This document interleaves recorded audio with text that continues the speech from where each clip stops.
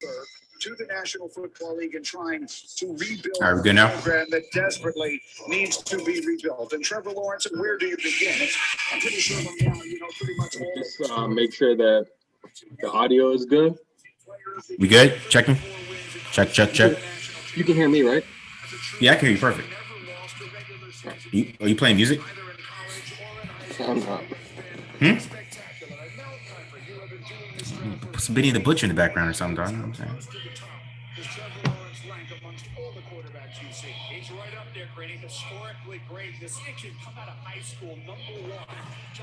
God, I gotta get to NFL Network because I can't hear Mel Kiper all night. I can't. Sorry. Do you have something on in the background?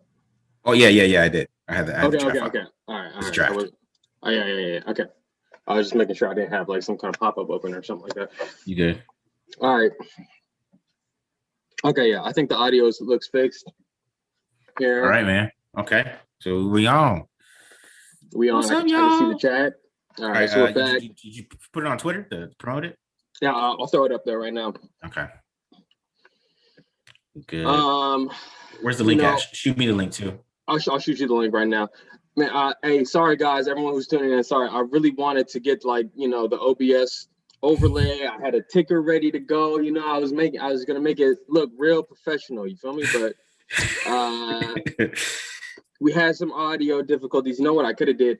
I could have put it hosted the meeting on another computer. Somewhere else where it couldn't hear had the feedback or whatever, and then we could have just talked just fine like this. But hey, whatever. Yeah. Here, let me send you this link. All right, people.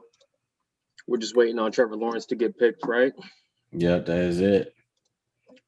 All right, so while we're waiting, I'm gonna go to the chats. People, holla at me, tell me, ask us any kind of questions you got. Let's answer some questions as we go. We already talked about Aaron Rodgers a little bit. So let's check the chat. If you have a question about the draft, anything in general, let's start answering those right now. All right, throwing that up there on Twitter. All right. Okay, so Jags are on the clock. Thanks, Boy George Strait. I like that name, Boy George Strait. Jags are on the clock. He's giving us live updates right now. Okay. Sean McCune says, "Hey, where are y'all from?" I'm from Sacramento, California originally, but I moved to New York City like over 10 years ago at this point. So I've been on the East Coast ever since. What about you, Marcus? Where are you from? I am from Chandler, Arizona, or Phoenix, whatever you want to call it. Born and raised. I'm actually born in Germany, so I can't say I'm born and raised in Germany. Anywhere. Yeah, I'm born in Bitburg, Germany. Your parents That's military Air Force. Yeah. Yep. Okay. Yep. So that's where I'm from. But I'm mostly from Arizona. But yeah, I like the Raiders because Cardinals sucked when I was a kid. So that's basically why I'm a Raiders fan. It was like, Super Bowls and championships and Al Davis and Just Win Baby, or it was Ricky Prohl. Ricky Prohl. Okay. That was when I was a kid. That was the best player in the Cardinals. Ricky Prohl. I like Ricky Prohl. You know what I mean? So who else was good on the Cardinals? I was like trying to remember. Larry Sanders, bro. Larry Sanders, the original scat back. He's the real deal. Larry Sanders. Original scat back. I feel like he was a running backs coach somewhere afterwards, like at Arizona State. I don't know, dog. I gotta look that up now. I gotta look that up. All right. Someone says, "Are y'all waiting to break down who we pick after the whole draft is over?" You know what? I mean, what time would that be? That'd be like 3 hours away at this point, right? So I don't know if we're gonna hold on to the draft stream that long, but we're definitely going until the Raiders pick. And rest assured, there's gonna be content on whoever the Raiders pick. This weekend. Yeah, for sure. Yeah, so stay with us. Oh, Jeff Burdett. He says Aeneas Williams. Don't ever disrespect Aeneas, man. That's Okay? true. Aeneas heard was the me? man out here. Aeneas Williams was the man out here. I remember that. I remember when they drafted Andre Wadsworth, bro. Like everybody thought he was about to be the truth. And he Yeah, was I for don't a know couple about. years, and I don't then he even know got about hurt. that guy. Yeah, he got hurt. He got hurt though. He got he okay. Florida State Andre Wadsworth, bro. And when because usually when the Cardinals drafted somebody, they would go somewhere else and be good. Like Garrison Hurst was a Raider, was a Cardinals first round draft pick, and I was like super hyped when Garrison Hurst came into town. My dad was hyped. So Of course. Yeah. Of course, man. Yeah. Yeah. Okay, see, that's what I'm saying. Why they draft? Did they pick him already? I feel like they already picked him. No, they haven't. What are we doing? This is why they drafted so long. What are you waiting for? Like, are you going to take Justin? You better take Justin Fields then if you're taking this long. What are you thinking about? They're getting the ratings, man. You know how it goes. You know how this works, bro. Chris Rangel, he says, "How did you guys link up?" So it was actually a funny story. Maybe not that funny, but you know, it's like a year ago. But I was always like, I was always wondering why some of these guys who break down film, they were such dicks online. Like their online personas were not matching. Especially when you try to go into the DM and talk to each other, or I'd get into arguments with some of these guys. So I see Marcus doing his thing at Raiders Wire, and I hit him up, and I was like, "Hey, bro, Raiders film guys, we got to stick together." Just off the strength of seeing a guy doing the same thing that I was doing. So I just wanted to build that relationship. And actually, it was last year, right, that we did the live stream with everyone. Yeah. That was last year. So it was a full year ago. We did the live stream with Ryan Holm, Matt Holder. Who else was on that? Malik Obi was on there. Yeah. I feel like there were 6 people. Cyril was on there. Oh yeah, Cyril from Expand the Box Score. Yeah, so we had a bunch of guys who cover the Raiders, up in that on that Zoom session, like doing the live stream of the draft. We've grown. Taped On Live has grown a lot since those days. That's when Taped On Live was starting. Yeah. That was like about when it started, right? Like we started talking about, hey, we could put together a channel together, right? Yeah. We started talking about that, but I mean, we didn't execute it till like August, and we just kind of we roughed it out. Some people who've been from the beginning, you went through the glitchiness of that first episode. With the tape breakdown, you know what I mean? Like you've been here through the glitchiness, you know what I mean? Right. Exactly. We've had to iron some things out. I hope that our production quality has improved, since those early days. For sure. The loudness with the audio. We think the audio is loud. Right. You haven't got any complaints about the audio. We got no complaints about the audio too much anymore. I upgraded the mic though. That's what I did. I upgraded the mic. I got a new computer. Yeah. Shout out to Saeed, my dude. He hooked me up with all that shit. So Saeed, yeah. You talking about the guy on Twitter, right? Yeah. Yeah, he's a solid dude. I was talking to him about a project for like hosting like video clips, right? Like thousands of video clips, and like putting together like a website where it'd be like, okay, you search cover 3, and it'll show you like, okay, here are all the Raiders cover 3 clips. You know what I'm saying? And then like, or something like that. I was talking to Saeed about that, and he was basically like, it's going to cost you thousands of dollars to host that. And I was like, okay, never mind. Good looks though. Thanks for talking to me about it. He killed my dreams. Right. I love that guy though. He's a great dude. All right. Trevor Lawrence just got taken. Trevor Lawrence. Okay, yeah, we knew that was going to happen. And I agree with you. What were you saying? You were saying they don't want to be the team that didn't draft. Yeah. Yeah, he's been anointed for the longest. I mean, I think he has some flaws. That I don't think he's a generational prospect, in my opinion. I think he's a little bit of a I think he's a really good quarterback prospect. I just don't think he's like that. He's not an Andrew Luck or Peyton Manning, like he gets compared to. I think he fumbles a lot, which is a big thing that nobody talks about. How much he fumbles. If you went and watched any of the ACC guys play, and you went on YouTube and you watch, we watch edge rushers like crazy. We watch Weaver, Phillips. They both got strip sacks on him. He fumbles.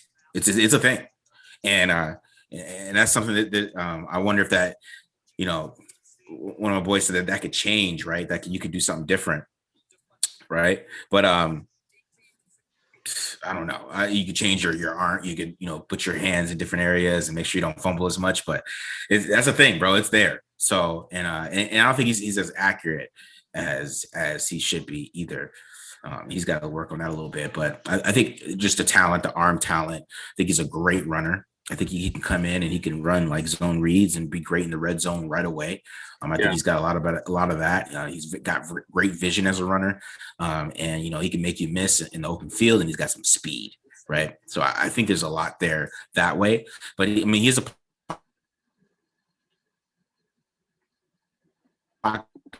passer.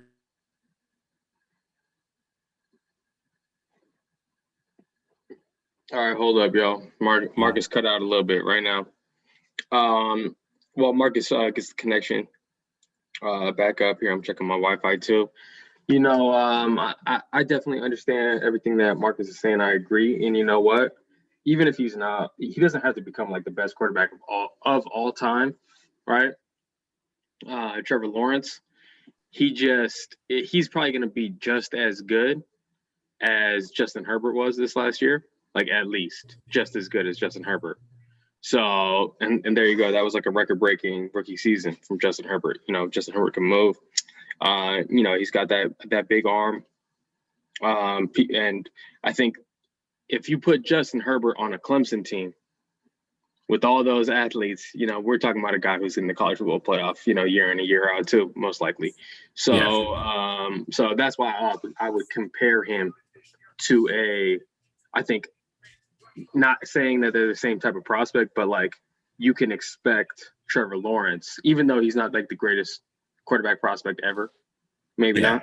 Mm-hmm. He's still probably going to have a similar year to what Justin Herbert did last year. That's what I'd be willing to guess. Well, see, with Herbert didn't have a good offensive line, but he still had Keenan Allen and Mike Williams. All right, I don't know. Trevor Lawrence is going to the Jaguars, and we're good, right? You can hear me? We're good. Okay. Yeah, you're good. All right. So like, I don't know if he's going to the, he's going to the Jags or, he's going to the Jags, right? But they got DJ Chark, right? DJ Chark, he's got some talent. They got Chenault. Chenault's all right. You know what I mean? But like, there's nothing crazy over there. There's nothing crazy. So it's not going, he doesn't have a top 10 wide receiver, basically. Like Herbert was built in with a top 10 wide receiver that he can lean on. Like that's going to get open.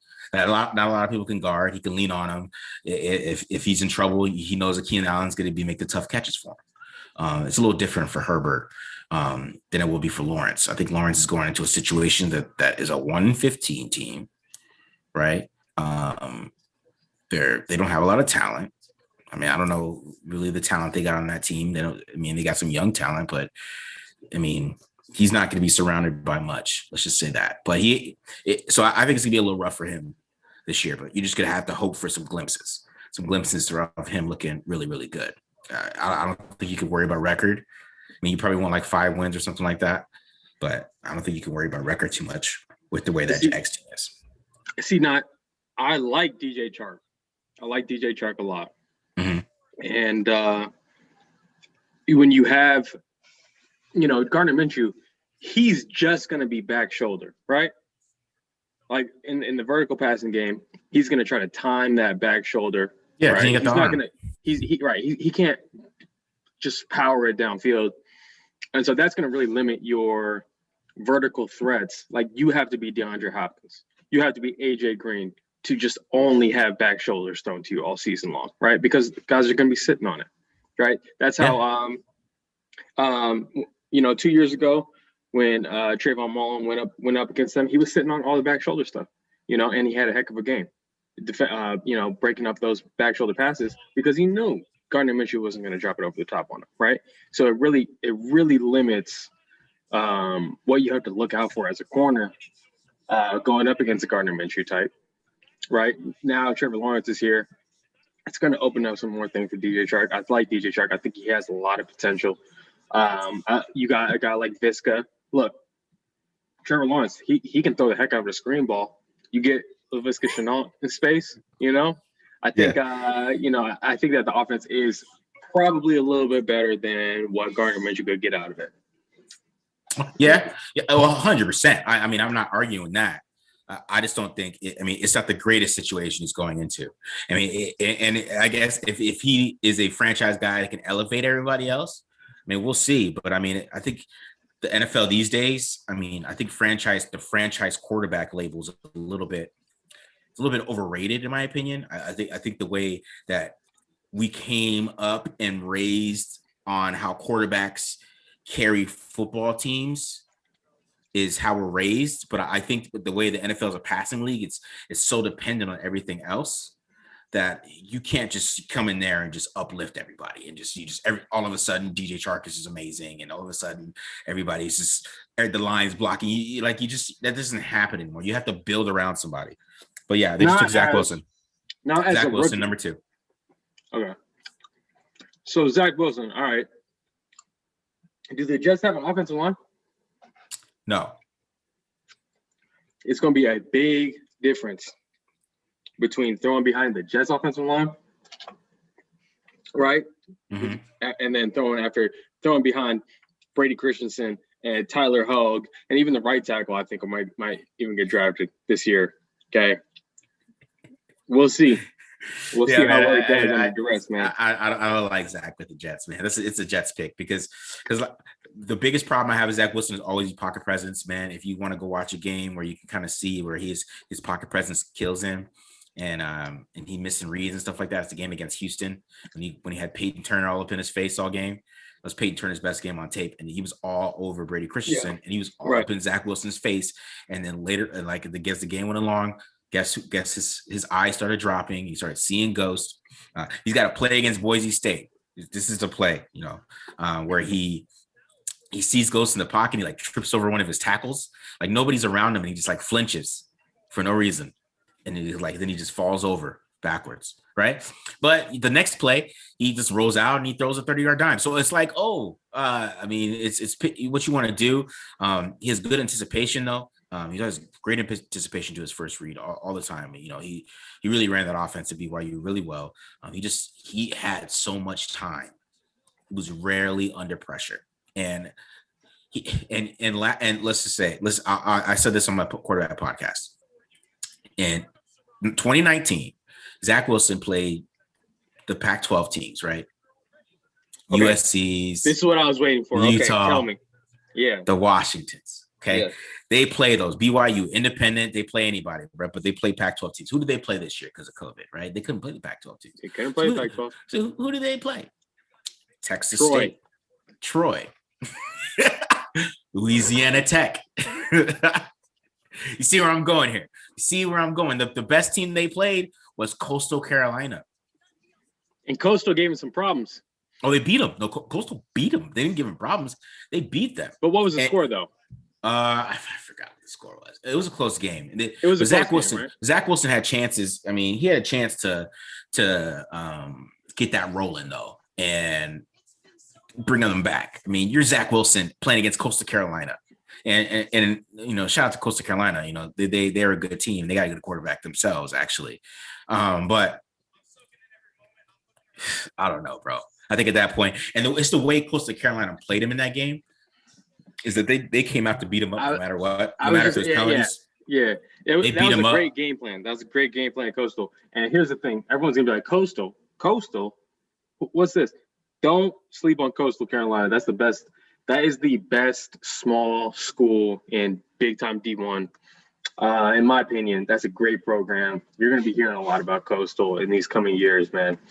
They run one of the most cutting edge schemes in all of football. It's actually my to-do list this summer. I'm going to go and study Coastal and Cincinnati defenses because they had such great performances and probably most likely did not have like the same caliber of talent as these big schools do. Yeah. But they did such a good job on defense, and so I'm ready to study those schemes this summer. But yeah, like Coastal, that's a legit team, and Zach Wilson and BYU didn't look great against them like they did all year. So I just think that's a good example of what we're gonna see from Zach Wilson. There's gonna be some growing pains, most likely. So talk to me. What about Mac Jones? Is Mac Jones about to happen right now?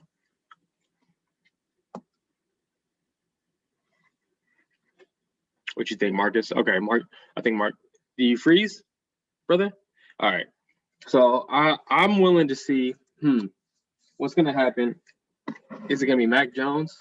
Is it gonna be Justin Fields? Is it gonna be Trey Lance? I want to see what happens next year. Hopefully, yeah, Christopher Rangel, I agree. No one's trading all that draft capital for Mac Jones. I would tend to agree. Gotta be Justin Fields. Makes no sense. It sounds like they're gonna go Trey Lance right now. What do you think, Marcus? What do you think about Trey Lance? That's another small school guy, and he's coming from a huge, just so people understand, North Dakota has an incredible, like one of the greatest programs in all of college football, regardless of the amount of people that watch their games, regardless of division. That's an incredible division, right? So Trey Lance going and dominating there, like that's everyone dominates there. Carson Wentz dominated at that school. All the quarterbacks go and win national championships at that school. So that's part of the reason. Oh, they take Mac? They take Mac? Did they take him? Yeah, they did, huh? No way. Did they take him? Pick is in, Jack Dawson. What? Take Jack. So what happened? Hold on. I mean, Mac Jones. I don't know, man. That doesn't seem like it makes sense. Oh, they haven't made the pick yet. Hold on. They're just talking about Mac Jones. Oh, they're talking about Mac Jones. Okay, yeah. Yeah. I'm just really hoping that the gift of the Raiders. No, they took Trey Lance. They took Trey Lance. Oh, they're smart. Okay. John Lynch got to him. All right. Good job, John. Good job. All right, so talk to us about Trey Lance. Okay. Small school, like a smaller school than BYU, and the guy's only what? He's played 11 games in college football. 12 games in college football. Talk to us about it. So Trey Lance is interesting because Trey Lance is probably the most talented quarterback in this draft. Okay. He's 6'5". He's about 230, 224, 225. He's big. He's a big dude. He'll run you over, right? He'll run you over. He probably runs like a 4.5 something. He's fast move. He reminds me of Cam Newton a lot. Big, fast. Cam Newton's a whole lot bigger though, but he's kind of a little bit similar in their play style, right? The way they run you over and the way they run, right? But the difference between Trey Lance and why I think the 49ers really, really like him, okay? Why I think the 49ers really, really like him is because he is in structure quarterback. So he's going to do everything in structure, okay? And I think that's why John Lynch got to him. Like Kyle Shanahan probably assumed that Mac Jones did that, right? And then John Lynch was like, hey, man, look at this guy does the same thing. He does everything you would think Mac would do in the pocket. he does those things. Like he's gonna stay on schedule. He's gonna check down. He's gonna do all those things. He's not gonna try to be a Mr. Playmaker and scramble out and do all those things. So that's why I think this is an awesome pick. He's gonna be awesome. Gosh, it's really crazy. But with a bigger arm than Mac Jones, yes, right? Yes, more athleticism than Mac Jones, and he's probably just as smart or smarter. He's more intelligent quarterback. I'm telling you, he is the real deal in his offense. Now, we got to get to the other part. I mean, he's not the most accurate quarterback. Okay, that's why I say he reminds me of Cam Newton. He's streaky. So sometimes he could throw dimes all day. Sometimes he's going to be throwing into the stands. He has a little dip. He has a little dip. When he throws, he dips a little bit. So it's like a dip thing. Instead of just a throw, he like dips a little bit. He did. Yeah, I know what you mean. Yeah. So I think this is an awesome pick for them. I'm really excited for that. For your 49ers fan, you should be excited that they took Trey Lance instead of Mac Jones. Now, where does Mac go now? I don't know where he goes now.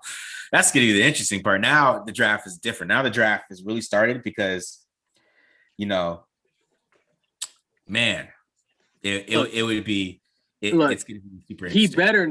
He better not go before Justin Fields. I will be tight. Tight for Justin Fields, man. Come on. Yeah. Is Mac Jones really a first round caliber? No. He's like a second round. He is. If you built a second round quarterback in a lab, it's Mac Jones. You're in the lab and you're cooking. You're like, I want a second round quarterback. You're like building him. What does he look like? Great anticipation. He can create good feel in the pocket. Kind of slow, not very mobile. Yeah. Not a big arm.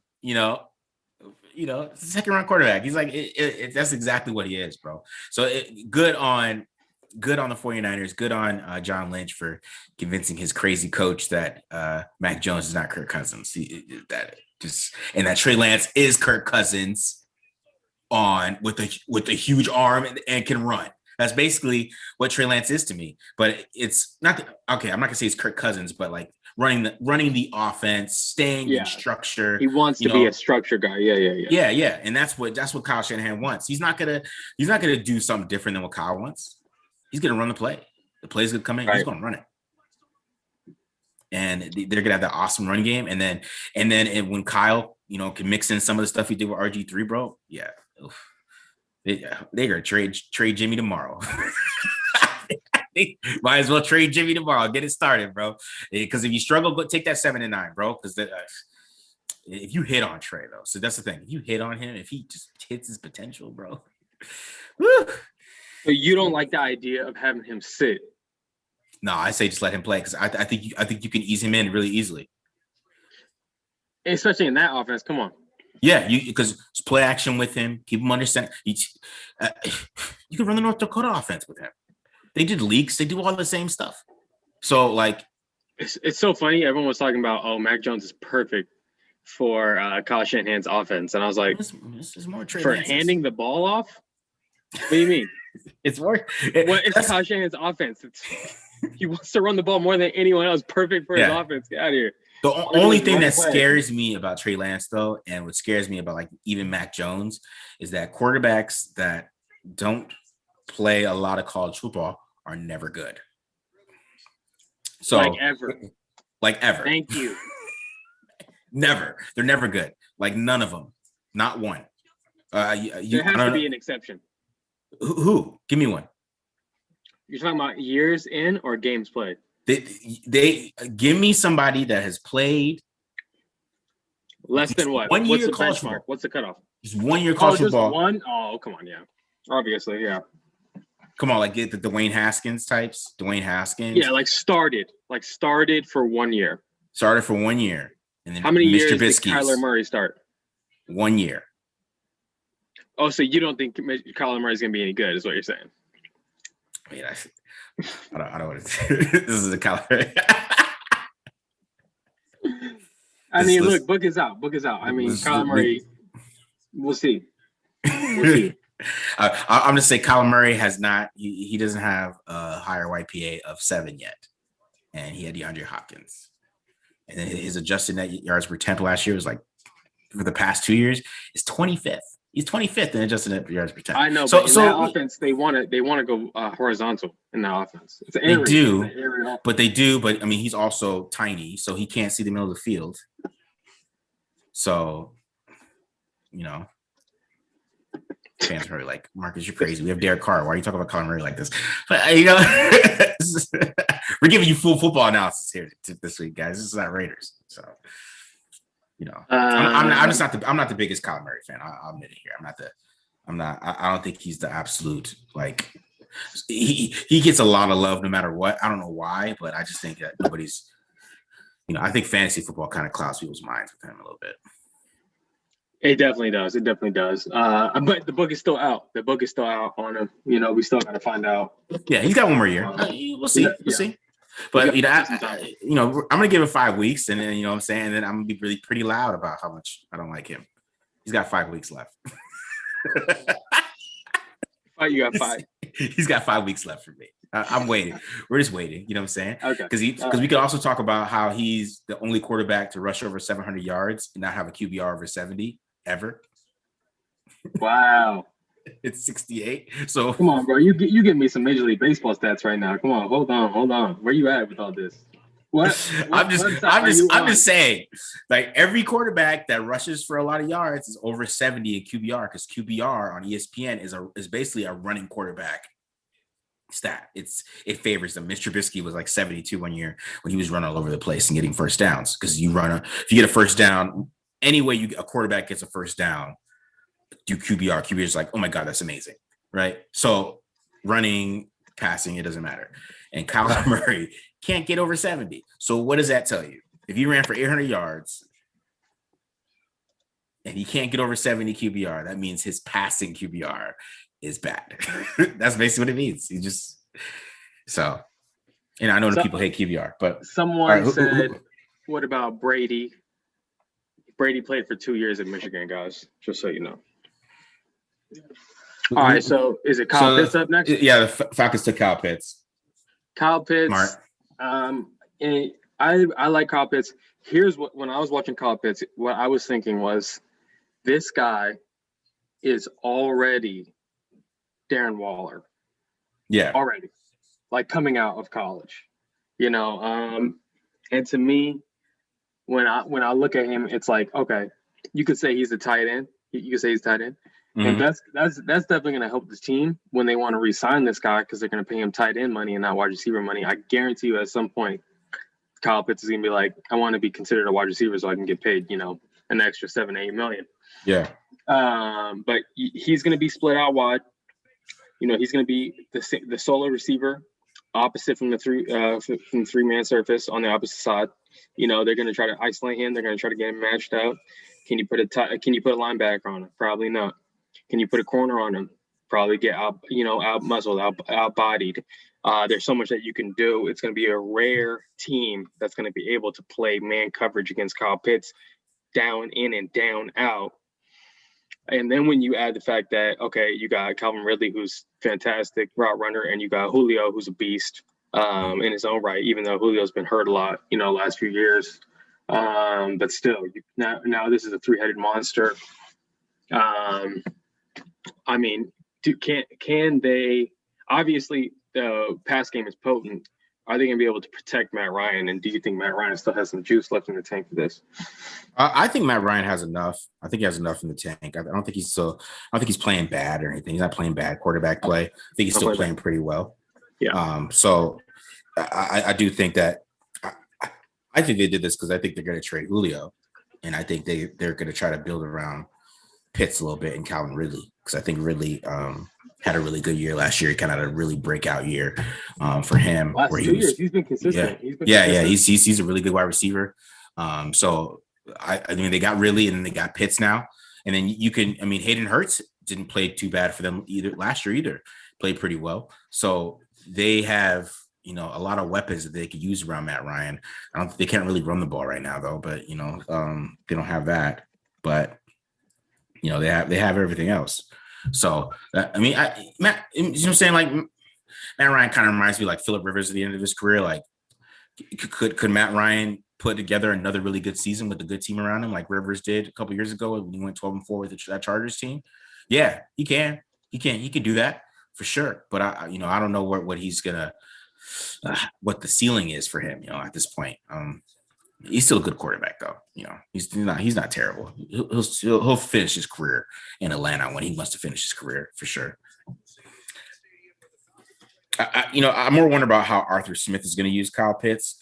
Because I was reading some guy, and I hope he's just not this big of an idiot. I just hope he's not a big idiot. But I was reading some stuff about how he never really uses tight ends. Right, he makes them block a lot, and and his run game is. End, bro. That's what I'm saying. So I hope he's not that dumb. Make Hayden Hurst block, and then you just run 12 personnel, bro. It's. I mean, and that's the point. That's the point of someone like Kyle Pitts. You bring him out there, and you're in 12 personnel, right? Okay, how do you match up against that? What do you do as a defense? Do you sub from nickel, to worry about the two tight ends in there in the run game? Or, are you going to stay in nickel? Are you going to have a specific player who needs to, shadow him? It puts a lot of stress. Having an athlete like that at the tight end position puts a huge amount of stress. And everyone says same thing, okay?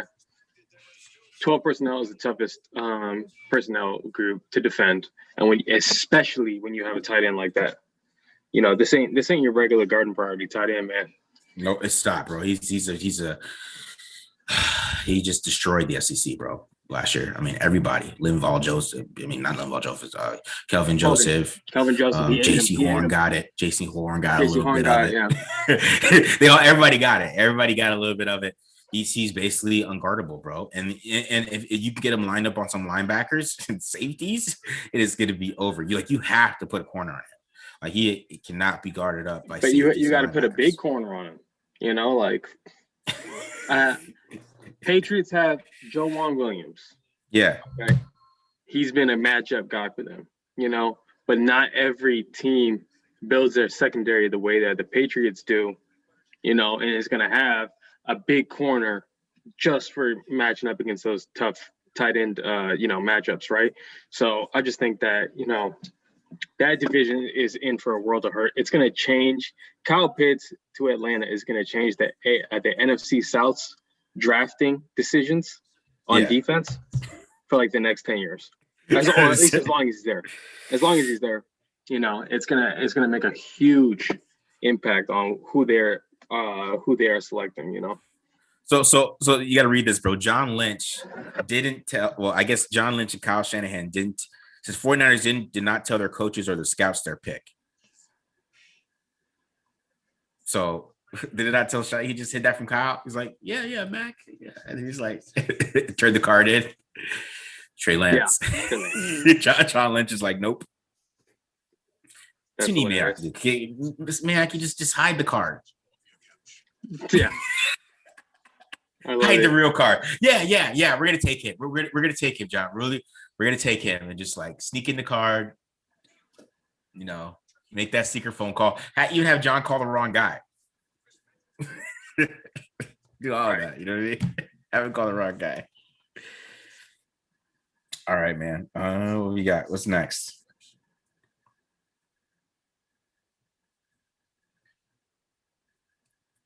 How many people we got? We got any questions or people following?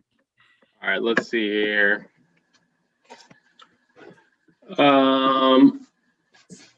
Mac Wilson going to Denver. Book it. I hope so. Mark Davis next to Gruden in the draft room. Okay, got to go. DE and tackle in the first round. I agree. Generally. Yeah. Let's see. Oh, someone said Tyreek Gillespie stopped Pitts at Mizzou. I don't know if I caught the Mizzou versus Florida game. I don't think that was on the drive, Marcus. I'd like to see that though. I'd like to see that. That's interesting because he played mostly free safety. So like for him to come down, in the middle. Yeah, he was in the middle of the field. Because Bledsoe was the one who played. He was playing the slot, but I mean Bledsoe's like 5'10". Yeah. Change. I mean Bledsoe was pretty good in the slot though. He's pretty good in the slot. He's good. No, he's good in the slot. I liked him in the slot, Someone is saying, hold on, I just seen it. Is nobody tipping picks this year? I guess not. Oh no, yeah, they are. I got one. The Bengals are taking Jamar Chase. Yeah, obviously that was a no-brainer. God, this is the most. I mean, besides Trey Lance, was a little surprising. This is basically how the draft was going to go. What do you think? What do you think about them taking wide receiver over a tackle, BD, for Joe Burrow?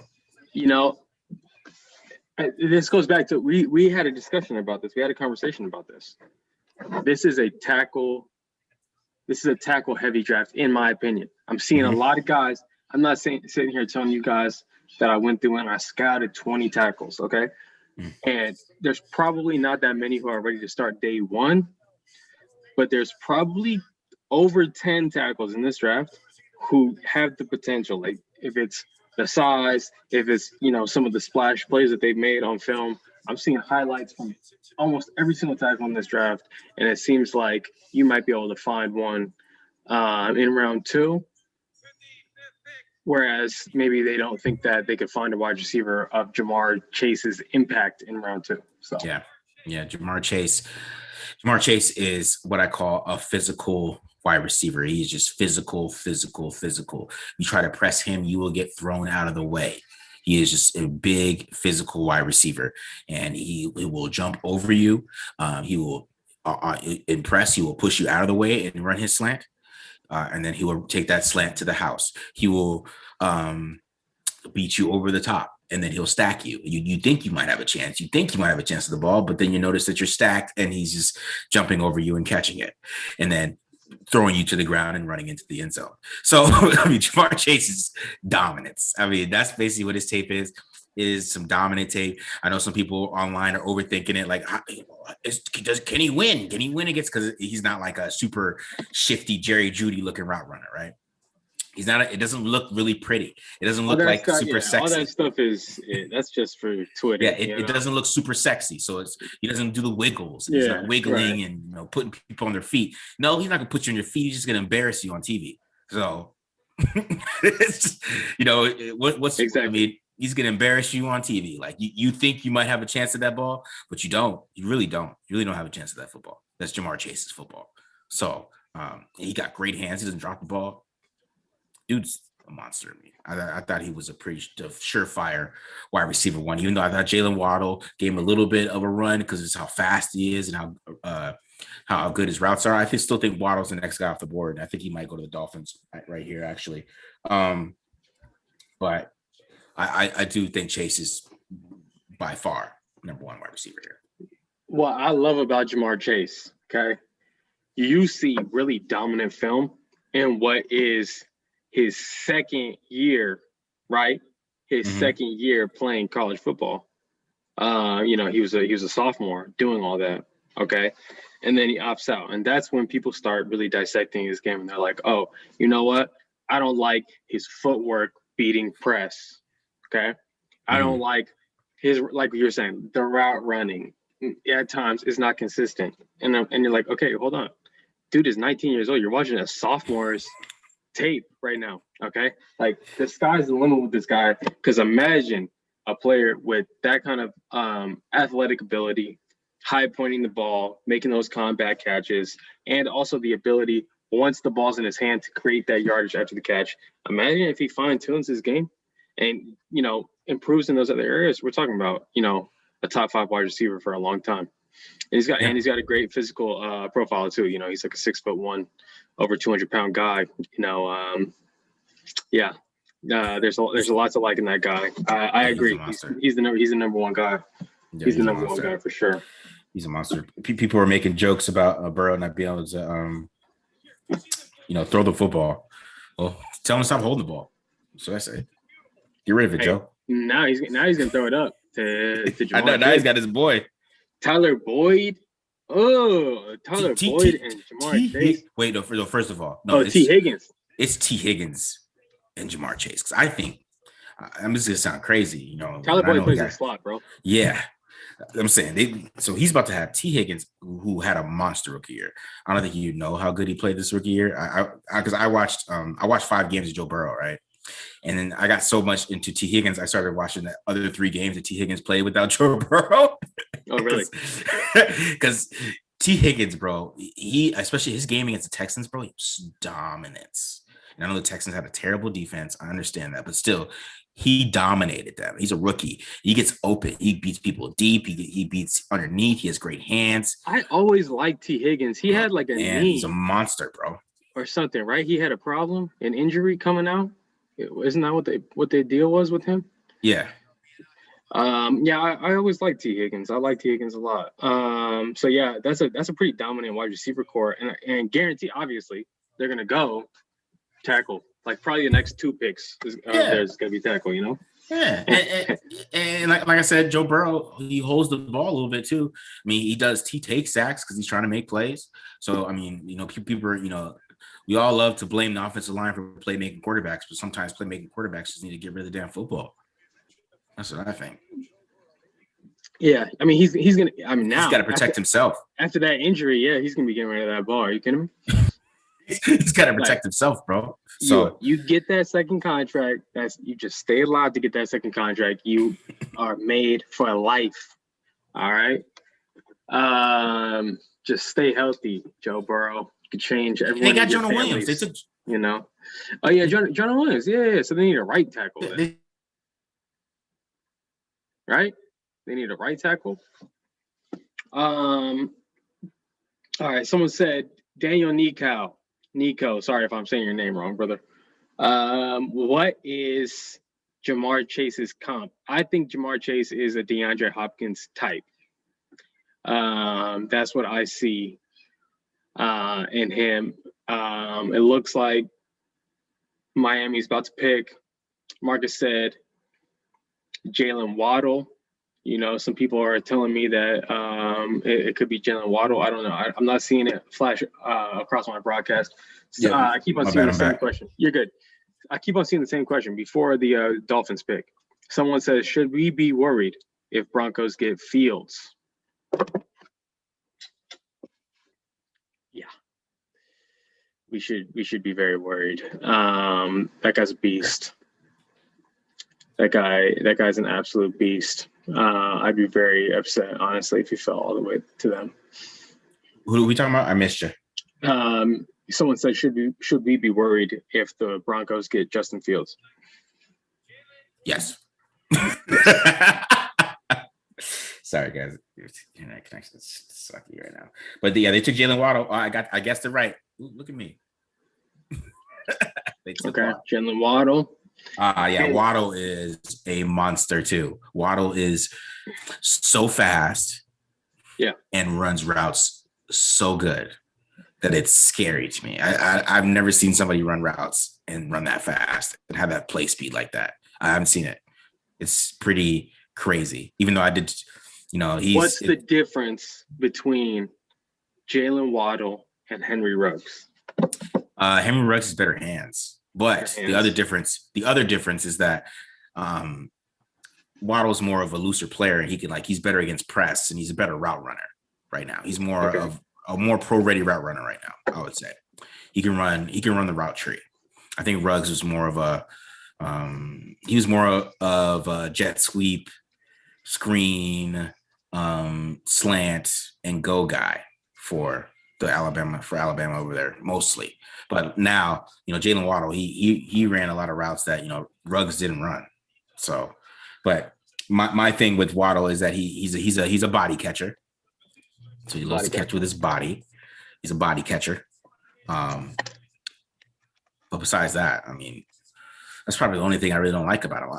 I don't think he could be like a number one guy in the sense of like, I need a catch. I'm throwing to Jaylen Waddle. Right. I don't think that, but but speed, route running, like he's gonna play 12 years just because he's gonna be one of those guys that plays. Even if he doesn't work out with the Dolphins, somebody else pick him up and he'll probably get like 1,300 yards with the right quarterback because he's gonna just be murdering people deep. Like even if it doesn't work with Tua, he's going to go to a different team because somebody's gonna be like, okay, well, he's really fast still. It's like Ted Ginn did. Like Ted Ginn went to the Dolphins. He wasn't good. And then he Not went great catcher. Yeah. right. Same And kind then, of thing. yeah, and then he went somewhere else. And Ted Ginn turned that to a 14-year career, probably, man. He was in the league for a minute. And he was productive, some different teams. And, What was Jaylen Waddle's injury? it was a bad leg injury, though. I know that. I don't know if it was knee or leg. But he came back, right? Yeah, he came back like a crazy person and tried to play. He did actually play. Yeah, in the college football playoff. It didn't look like. The Lions are taking Pannio Sewell. That's smart. Lions are taking Pannio Sewell. Pannio Sewell got to 7. My goodness. Oh my God! Are the Broncos gonna take Fields? Shoot, bro. Why is Fields gonna fall too? Someone's got to trade up. Carolina, get on the clock right now. Hey, guys, let's all pray that the Broncos take Mac Jones. Let's have a prayer. John Elway would do that. We were all talking about Fields here, guys. Yeah, we all forgot about Mac. I guess we were assuming Mac would be gone. Mac's still there, guys. That would be amazing. Oh, I wonder if Mac actually falls because of the DUIs, and like everybody's been like talking crap about him, and I wonder if he actually falls because of it. How many DUIs do you have? He had multiple DUIs. Yeah, 2. 2 DUIs. Come on, bro. Yeah.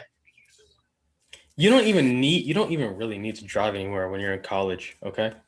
Like, you got so many friends. You'd be like, yo, bro, can you drive me to the liquor store or whatever? Come on. Are you kidding me? Everyone's down to make a move in college. There's no point in driving around while you're drunk. Yeah.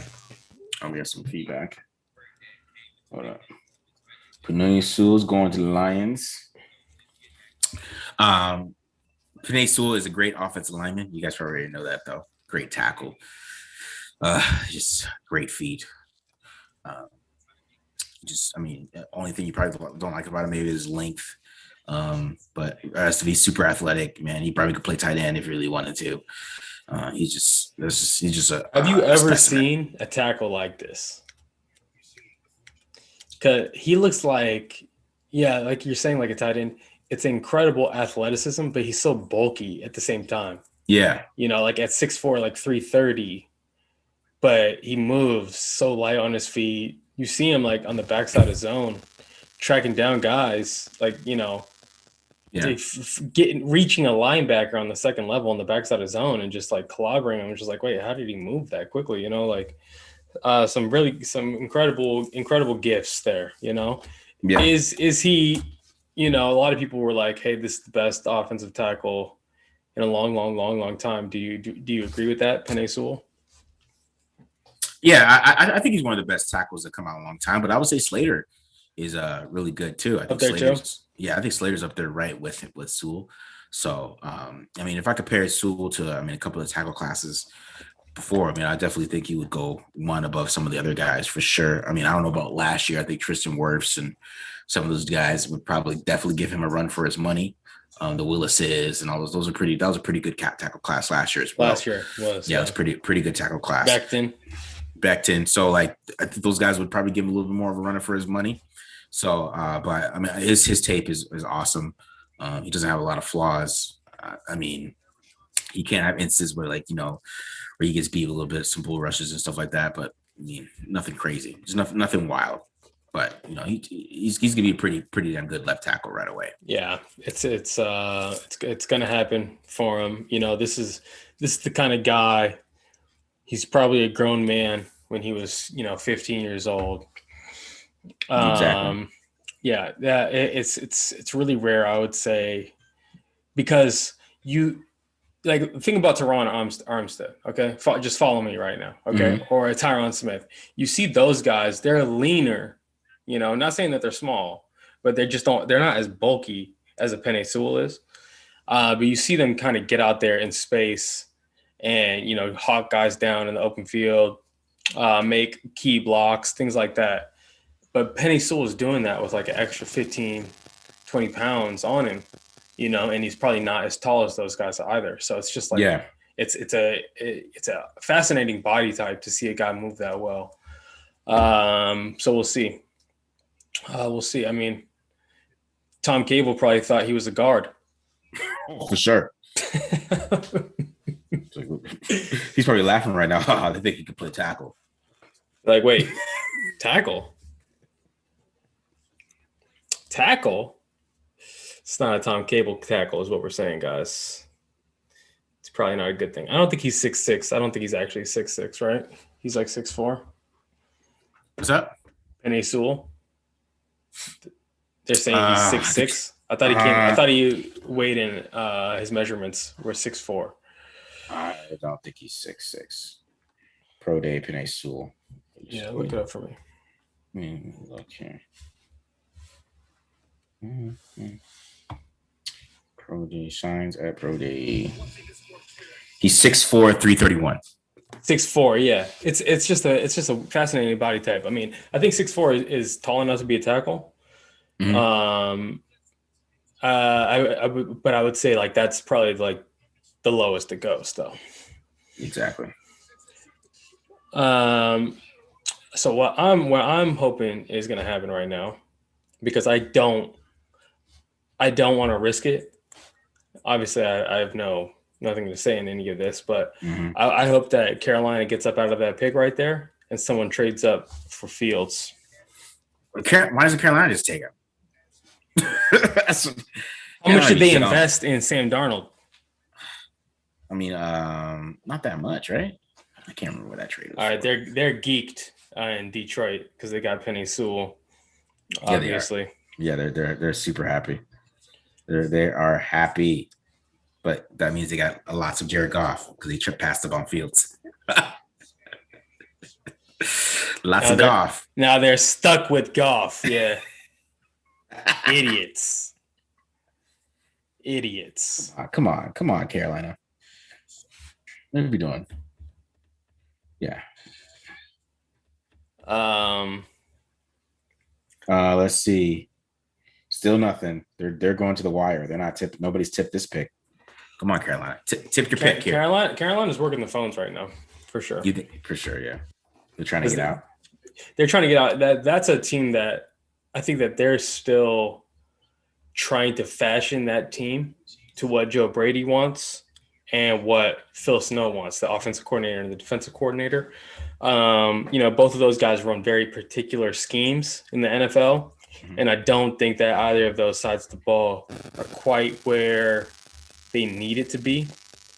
So that's why I think that these guys are working the phone, seeing if they could trade down and accumulate more capital, And the thing about, I think this is my opinion, Matt Rule, he's a former college head coach, right? Joe Brady, Phil Snow, those guys are tapped in. I think that within your first couple of years after coming out of the college game, I think that you're going to have a really good idea of the talent that's available in the draft, just because, you're just not very far removed. Yeah. From the game, I think we need a little feedback from your mic, bro. I think a little bit. Okay. What about now? Is that better? Yeah, it's way better.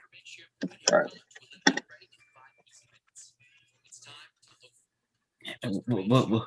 Will they make this damn pick? What are we doing here? Oh, did they take JC Horn?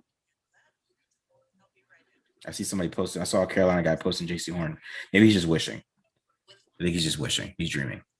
I think that would make a lot of sense. He's from JC Horn. Where is he from? Carolina, right? Yes. Yeah. He's from South Carolina.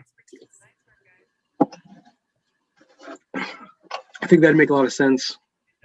You think about you're in Carolina, you got to go up against Tom Brady and the Buccaneers. You got to go up against the Saints and Michael Thomas, right? You got to go up against Atlanta Falcons with all these guys.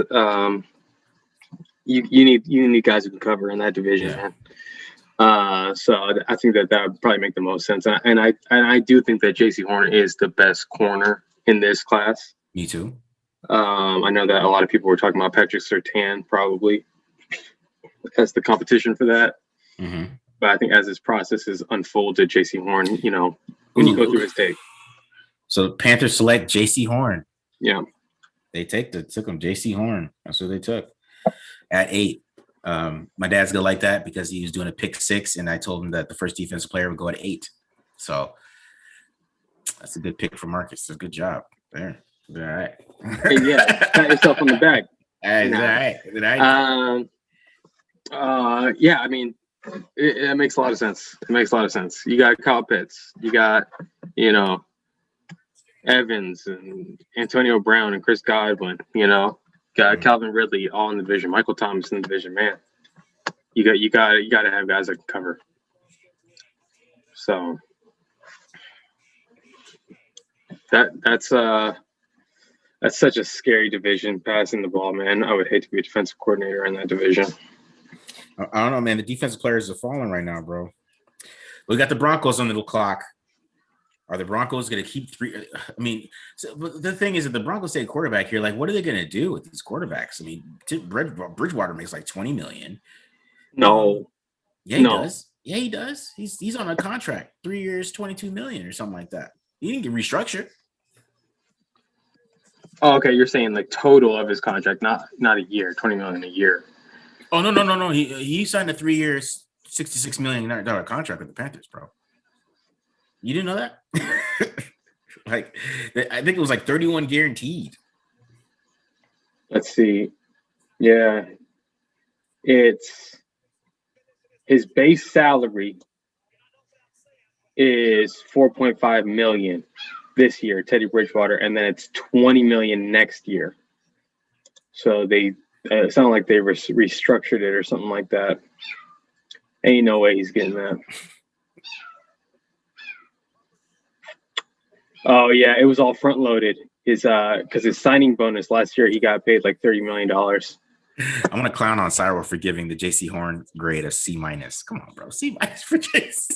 C- for J.C. Horn, bro. Come on. What is that in the Expand the Box Score group chat? No, he's tweeting he's live tweeting the grades. C-. It's a slam dunk. Okay, the guy can play press. Okay, and not only that, some people were sending me his clips, and they're like, "What technique is J.C. Horn using?" And then they're sending me all these clips of him in press man, and you see him playing true press, you see him playing soft shoe, you see him doing step kicks and quick jams. It's like, oh man, usually college players, they don't have that full repertoire of press techniques under their belt. And then when you see him, he can also play in a back pedal 7-8 yards off the ball, break and drive forward. There's no holes in the man's game. I think that the sky's the limit for this guy. This guy could really be a very special player in the NFL. I mean, Patrick, the Surtain guy, Patrick Surtain, right? I'm saying that right? Mm-hmm. He's a press corner. You're not going to want him 7-8 yards off the ball, backpedaling, playing off man, playing, cover 4 or something like that from off. That's probably not his game. Whereas J.C. Horn, it doesn't matter what scheme you run. The guy has the ability to do it all. So he's just got to put it all together now. So that's why I think he's the best corner in the draft. Yeah. Because Surtain is not good in off coverage at all. Not really. I mean, he doesn't have the twitchiness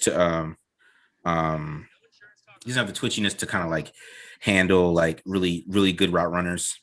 He's a press corner, and he's damn good at it.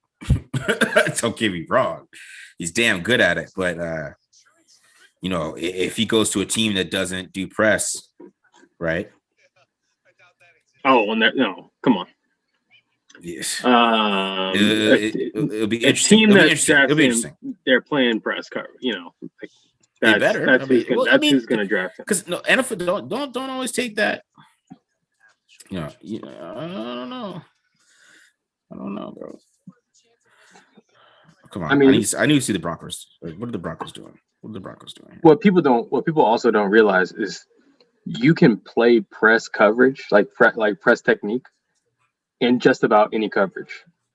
There's a way to play press, in cover 4, if there's a way to play press in cover 3, we're going to see a lot of press in cover 3 this year for the Raiders.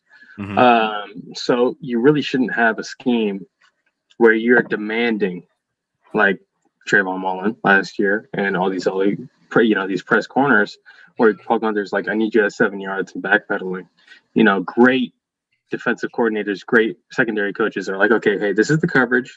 Let's work with your body type where you can execute this coverage in the best way that you possibly can.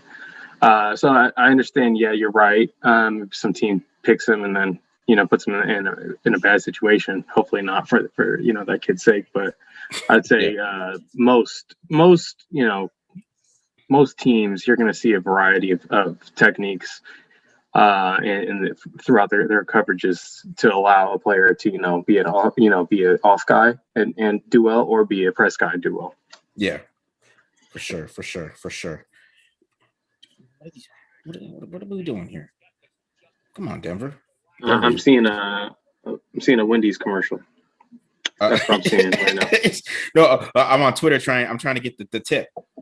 Come on, Benjamin Albright. Where's Benjamin Albright when you need him? He's always talking crap. Now he's gone. Like, what are you doing? I think it's got to be Justin Fields. They got to pick Justin Fields, right? They're not taking Justin Fields. I'll be like surprised, and mad at the same time. They got to. What is the only option here? It's not the only option. There's Michael Parsons. They need a linebacker.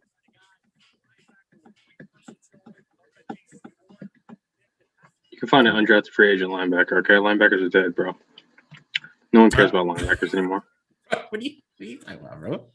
You can find an undrafted rookie free agent, and he could be a starter at linebacker in the NFL. Okay, you can't do that with quarterback. Are you talking about Corey Littleton, basically? There you go. Mac Jones is gonna fall. What if the Raiders took Mac Jones? That'd be awful. I would turn off the live stream immediately. Honestly, that would be it for me, bro. That would be it for me. But people are saying the Broncos want Aaron Rodgers, but the Packers said they're not trading Aaron Rodgers. They basically told him that you're going to do Jeopardy or play for us. So yeah, we'll see. Because Rodgers said he wants more money. Rodgers just wants more money. I don't know what he's trying to act like. I don't want to play for you, but if you give me $45 million. Well, yeah. He's basically like, I'll apply. Oh, the Broncos pick is in, but you don't know what it is, Ryan O'Halloran. Like, why would you say that? Oh, the Broncos drafted Justin. They took Fields. They took Fields, right? Because look, if you look at their roster, okay, Fangio, he's an incredible defensive play caller. Okay, and I think that they've been banged up these last couple of years with Fangio, but he's going to get that side of the ball figured out. No. I see this happens to picks. I got it wrong. I'm sorry, everybody. The Broncos took Patrick Surtain. It was from Mike Calise. He's a Broncos beat writer. 28 seconds ago, they took Patrick Surtain the second. Would you lose me? Damn it. You lost me.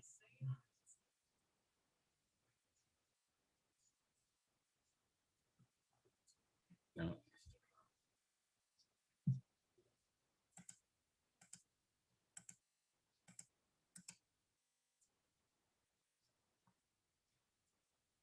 Oh. Did I lose him?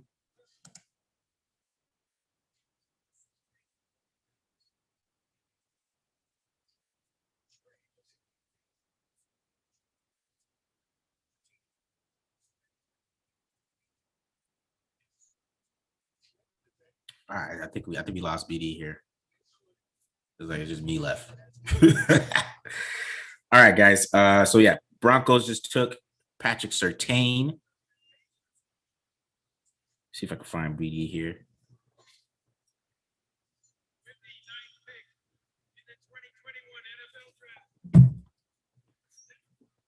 Yes, so the Broncos took Patrick Surtain. Like we're talking about Surtain, I think that somebody, especially in Fangio system, is interesting because they're running that too high. They don't play a lot of press coverage. You know, it's going to be interesting to see how that goes with them. I don't know how good of a fit that is. It's funny that we were just talking about that because I mean, if he's on a team like the let's say the Cowboys, but like Dan Quinn or even the Raiders, I think we'd have more of a chance of, you know, playing press coverage and doing all that good stuff. But he doesn't have that right now playing with the Broncos. I mean, Broncos don't play a lot of press. I mean, they're a too high team. They're more like how the Rams play, right? They're a too high team. They're going to be, you know, playing too high. Call it middle of the field open is what they like to call it in the football terms. And I don't know if that's a fit for Patrick Surtain. And I know that, you know, maybe they run a little bit of what Nick Saban does. I know Fangio does some of the freakier stuff that he does, you know, but still, I think Surtain, I don't know if that's a fit there, man. I do not know if that is a fit, but Justin Fields is falling, you know, so it's super interesting. Let me try to find a big BD way here.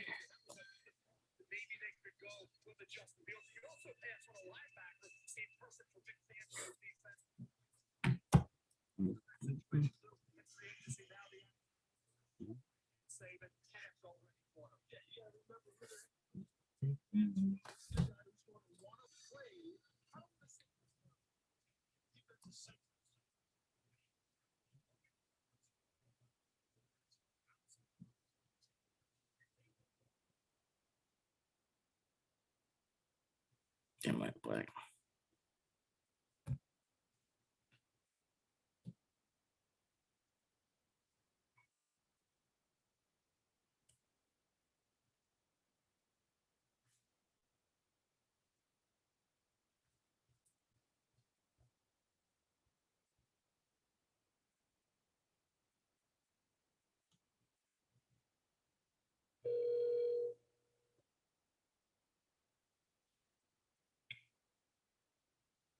Are you in?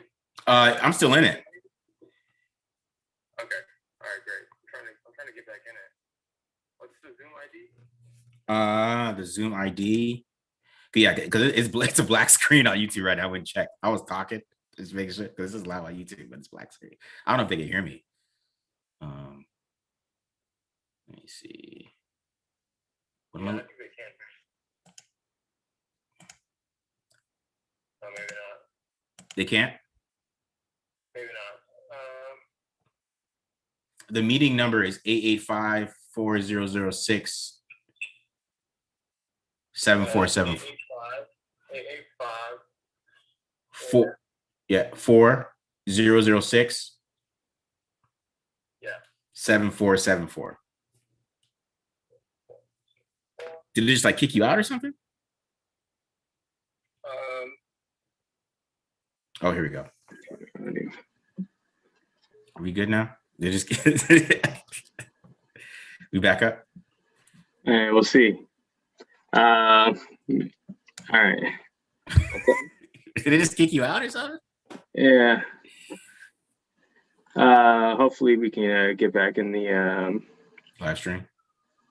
Yeah, I'm just gonna check and see if we get back. It says meeting is now streaming. Yeah, I'm back in. All right, we good. Sorry about that, guys. We went black because we thought the Broncos drafted Justin Fields, but we came back to life once we realized they drafted Patrick Surtain. Some technical difficulties. It was like a sign of death. We were like, oh my God, they drafted. So like the screen went black. It's kind of like The Sopranos. Like the screen went black. Everybody was like, oh my God, they drafted Justin Fields. We came back. It's okay, guys. We're back. They took Patrick Surtain, and we were talking about Patrick Surtain going to the wrong system, and that just happened. So I don't know, BD. Maybe you could talk about Fangio. I don't think he's a fit there at all. So I don't know how you feel about it. I don't think he's a fit.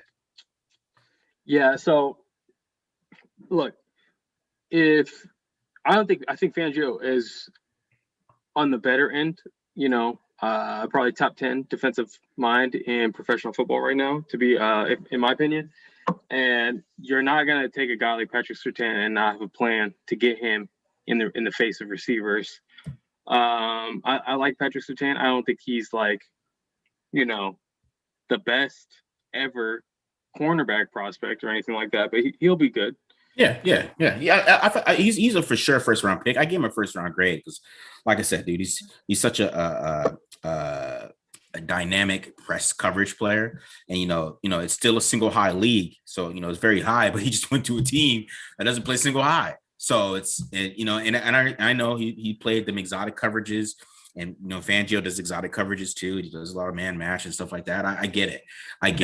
That's the connection because yeah, who plays more man match in the NFL than Vic Fangio and Staley?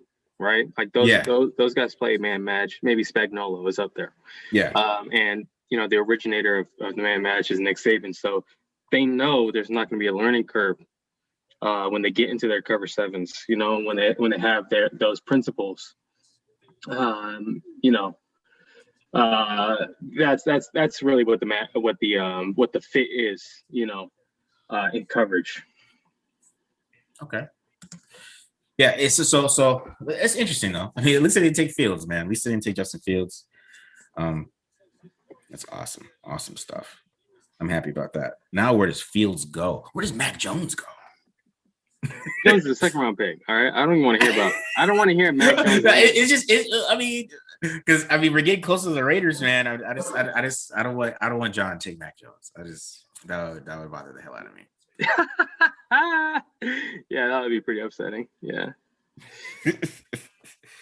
Of all the Bama guys to take, you're going to take Mac Jones. Okay. I mean, as I'm saying, if Fields falls to 17, I wouldn't be mad at that at all. I wouldn't. Aaron Rodgers and Justin Fields, Deshaun Watson. I mean, we all know Watson's not going to happen no more. So that'll be my only Derek Carr replacements that I would feel I would be cool with for sure.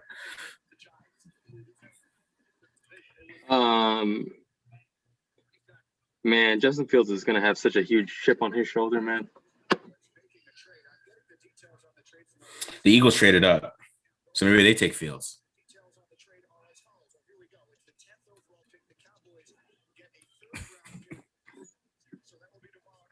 So maybe they take Fields, huh?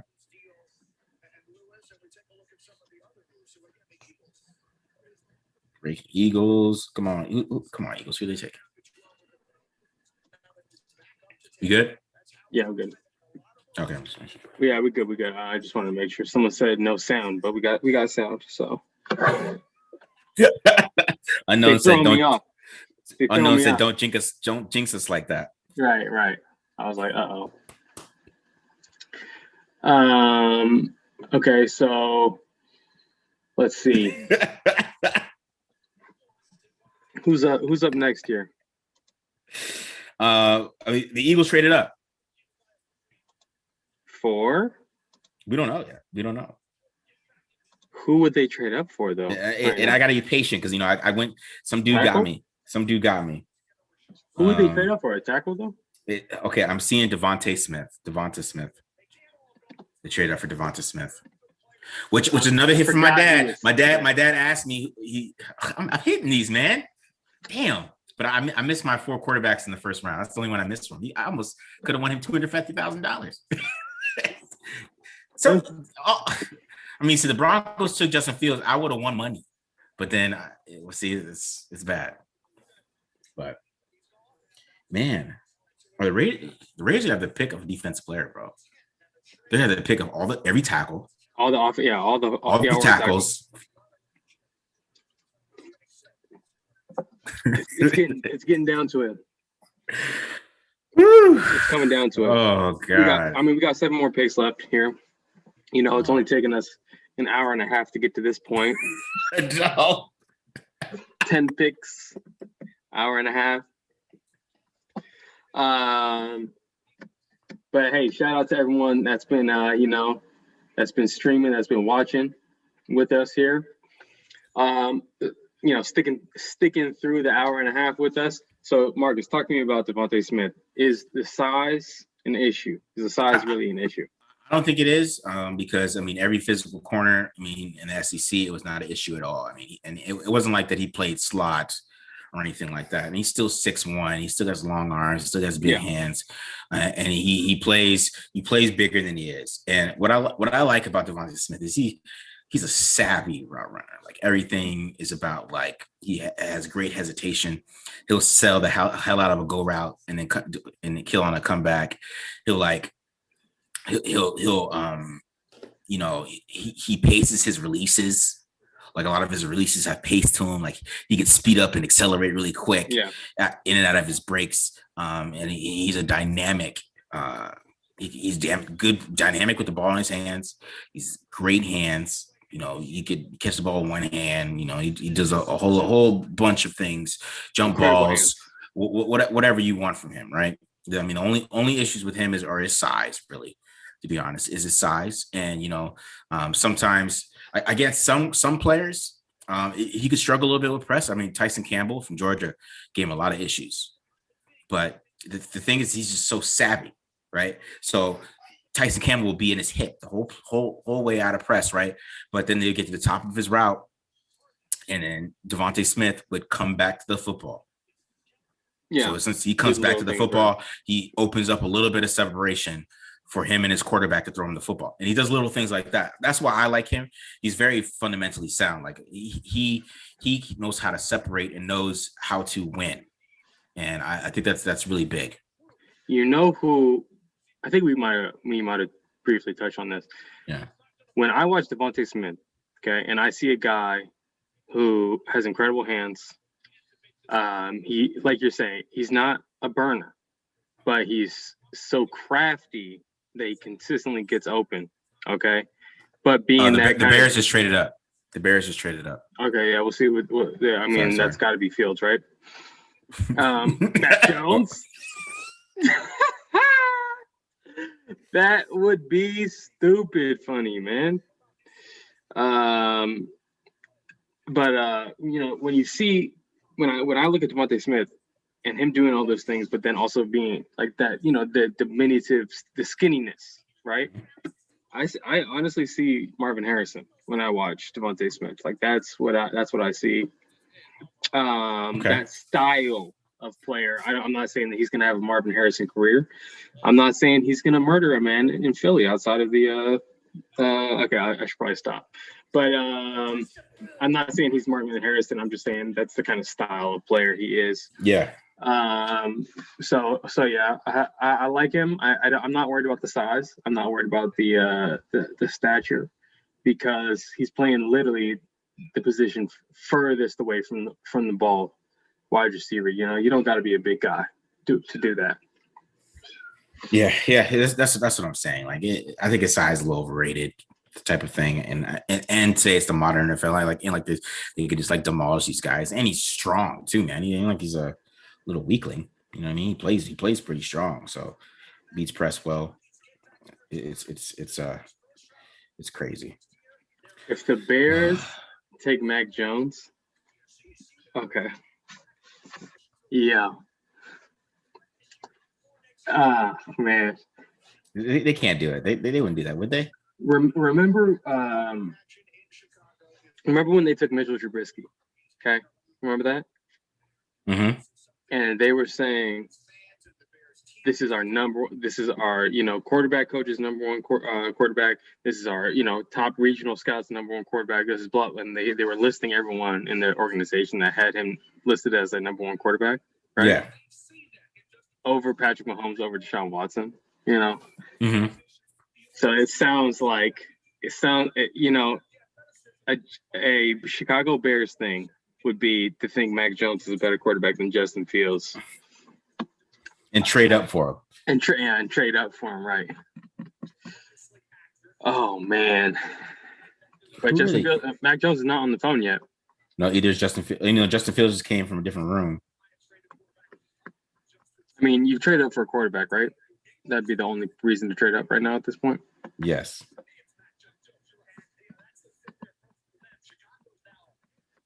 Oof. Everybody's talking about that QB1 Andy Dalton tweet they did a long time ago. Well, Brad Briggs says the Bears are taking Justin Fields, 11th pick. There we go. Yep. So they learned from their mistake. Yeah, they learned from the mistake. Hey man, if you get a second shot at it, right? I guess. Second time's a charm. Justin Fields, he's a baller. That's a great pick, man. That's a great pick. Playing in the Big Ten, he's gonna have experience playing in the cold. Mm-hmm. I think that he's a tough guy. You saw the way that he bounced back after breaking his ribs in the college football playoff, right? You see the way, like some of those clips where he's sprinting downfield, blocking for Trey Sermon. I think that he's a gritty dude. I think he's a tough guy. He's a competitor, and he's playing in a town where you need to be those things, especially when it gets to October in Chicago is like colder than everywhere else in the country. Okay, like it's the stadium is literally right on Lake Michigan. Okay, the wind's coming off of that. It's crazy cold out there. So you need a tough guy at the quarterback position. And it's not like, for my money, Justin Fields, he was the number 2 quarterback in this draft. This guy is incredible talent. So I don't understand why he fell this far, but I think he fell this far for a couple of reasons. I think he fell this far because the NFL is weird, right? So Dwayne Haskins probably has something to do with it. Okay, Dwayne Haskins, Ohio State. People say that and people get mad about that, but that's the NFL thought. NFL thinks like that too. I think that has a lot to do with it. I think that Ohio State quarterbacks don't do well, so I think that had a lot to do with it as well. And of course, I think that him hanging out with like Cam Newton and signing with the same agent that Deshaun Watson has, that had something to do with it as well. I think that image and kind of like who's he going to be, who is he around. You know what I mean? I mean, he's not like the corny black quarterback. I mean, he's a black quarterback. So I hate to say that, but because what is black, but you know what I mean. But you saying he doesn't vote Republican? Like, he's not Russell Wilson. And Russell Wilson, he's not safe. Yeah. He's not not Russell Wilson. Right. That's what I mean. So, it's a little bit more of an edge to him. You know what I mean? Like it's a little bit more hip hop. So I can see why NFL teams are like, how does he lead? Is he a leader? Because just they don't think like you can lead in a hip hop way. That's just like corporate America type of thing too. Like they don't think like a hip hop person, like a hip hop type of lingo and that type of person could lead in a corporate environment. And that's how NFL teams treat quarterbacks. They treat them like they're the head of the CEO of the organization. So they don't want the CEO of the organization coming up, bumping, what I'm saying, a little baby, when he pulls up. So they want they want you to be the good old boy. You know what I mean? So a lot of that is why I think that he fell a little bit. So. Yeah, I think that like you look at Baltimore, they traded back into the first round for Lamar Jackson, but they did pass on him earlier in that draft, right? Yeah. When they traded back up for him, I do think that depending on the city that you're in your fan base, your market, it's gonna maybe affect who you have as the face of your franchise. And unfortunately, you see some of these, decision makers in football shy away from guys like a Lamar Jackson, because he's from the South and they don't like the way that he talks or whatever it is. But that's in my opinion, that's a mistake. And, I think anyone who thinks like that, they're missing out on, some talented guys. So hopefully Justin Fields goes in there and tears the league apart, man. Allen Robinson, Justin Fields, man. That's gonna be pretty dope. What about? Oh man, I want to text my boy, man, and be like, hey man, you're about to trade Aaron Rodgers, and you got Justin Fields coming. How do you feel? Yeah, Justin Fields coming to town. I think this is a good time to honestly for the Bears, because you see this turmoil with Rodgers. Vikings, they're faltering. Like they're not the same Vikings that they were 4 years ago. I think that they have a chance. They have a chance right now. Someone said Justin Fields is Randall Cunningham post broken leg.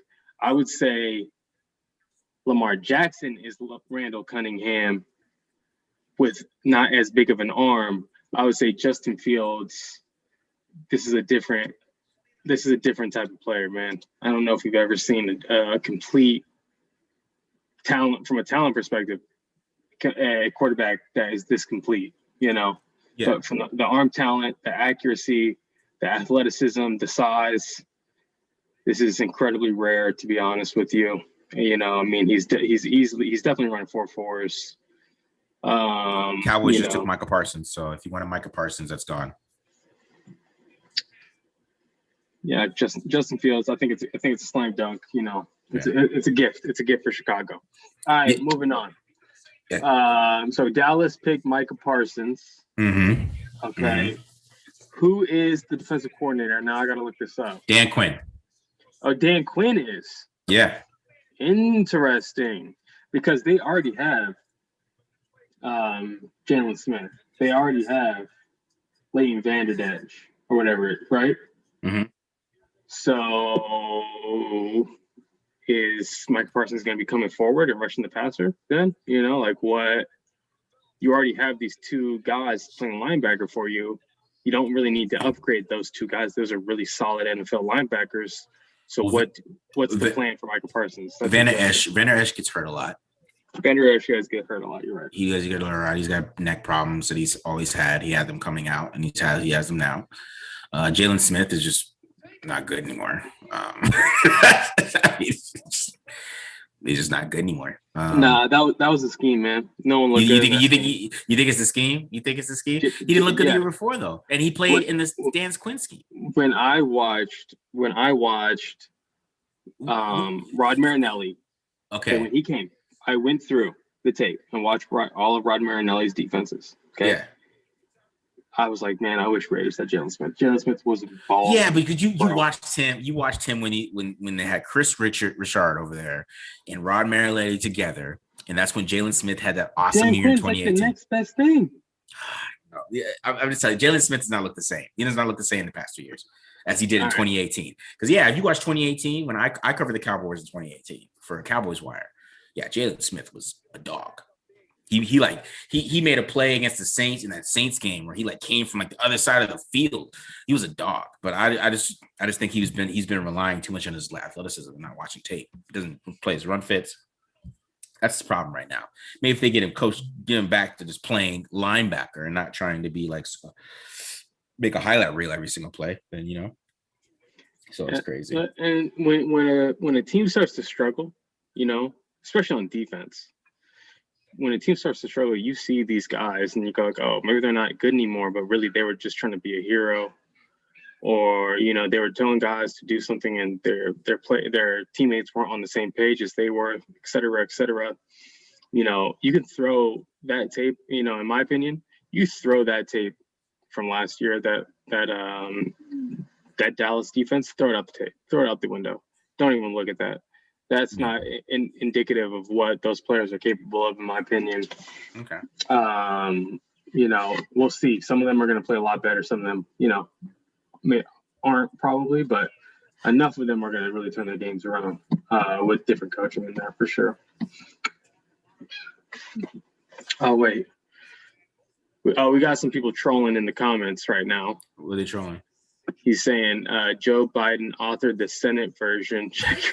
I guess he's talking about something. Here, I'm gonna put him on timeout. Relax with all that stuff, bro. You can go to Reddit and talk about that.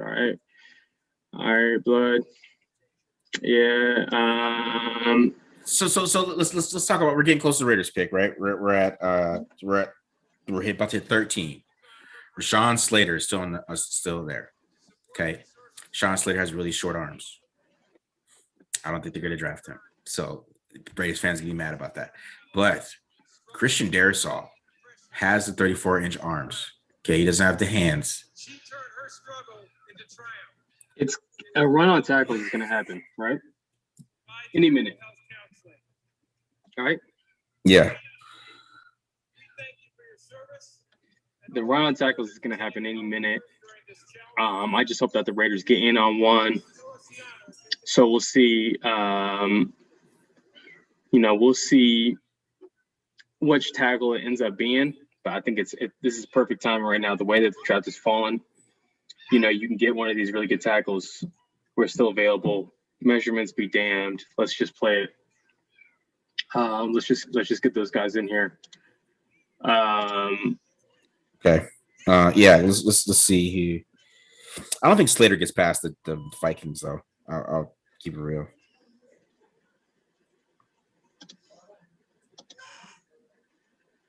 Whatever, Vic. It wouldn't have mattered if he did. It would have mattered if Parsons made it. How do you know that, bro?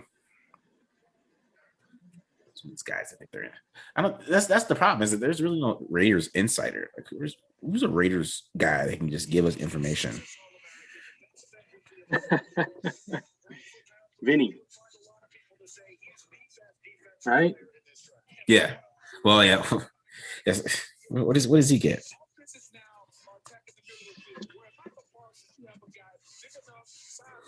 Micah Parsons. Gosh.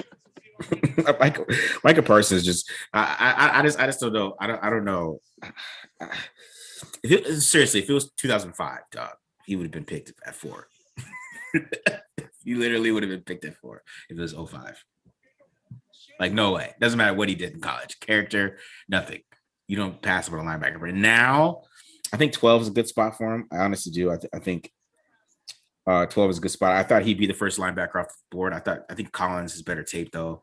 I think JLK has better tape, but I knew Parsons would be the first one off the board just because the traits, and he's been hyped for how long? Like the longest, right? I mean, he was going into this year to be in that top 5 pick. Yeah, his tape is phenomenal. Those some of the best linebacker tape you've seen, right? So he's been super hyped for a minute, and I knew he'd be the first linebacker off the board. So makes sense. You know what's funny is this and I think I'm on ESPN. This ESPN cut up right now is like almost identical to the cut up that you had on Take Don't Lie earlier this year. What's up? Say it again. The ESPN cut up of Micah Parsons plays. Yeah, it's like identical to the one that you had. Oh yeah, when you were breaking down Micah Parsons. That's funny. Yeah, it's a traits thing. It's a traits thing. So, I was saying tackle. It's fallen. The way that this is coming together here, it's fallen perfectly for the Raiders to get a tackle, right? Mm-hmm. Like Chargers, the guy Justin Herbert, they need to protect him. They're probably going to go tackle here, right? Yeah. Mm-hmm. What about Minnesota? I think Minnesota goes. They'll go lineman too. That's what I think. I think they either go lineman or edge rusher. Do you think that? That's the thing. The Raiders have a choice to edge rusher. Any of them, probably. All of these guys. Yeah, Kwity Paye's not even off the board. That's crazy. No. Oh man. Chargers. They also need because they didn't bring back Ingram. Now they got this new head coach. He's like he's a defensive genius.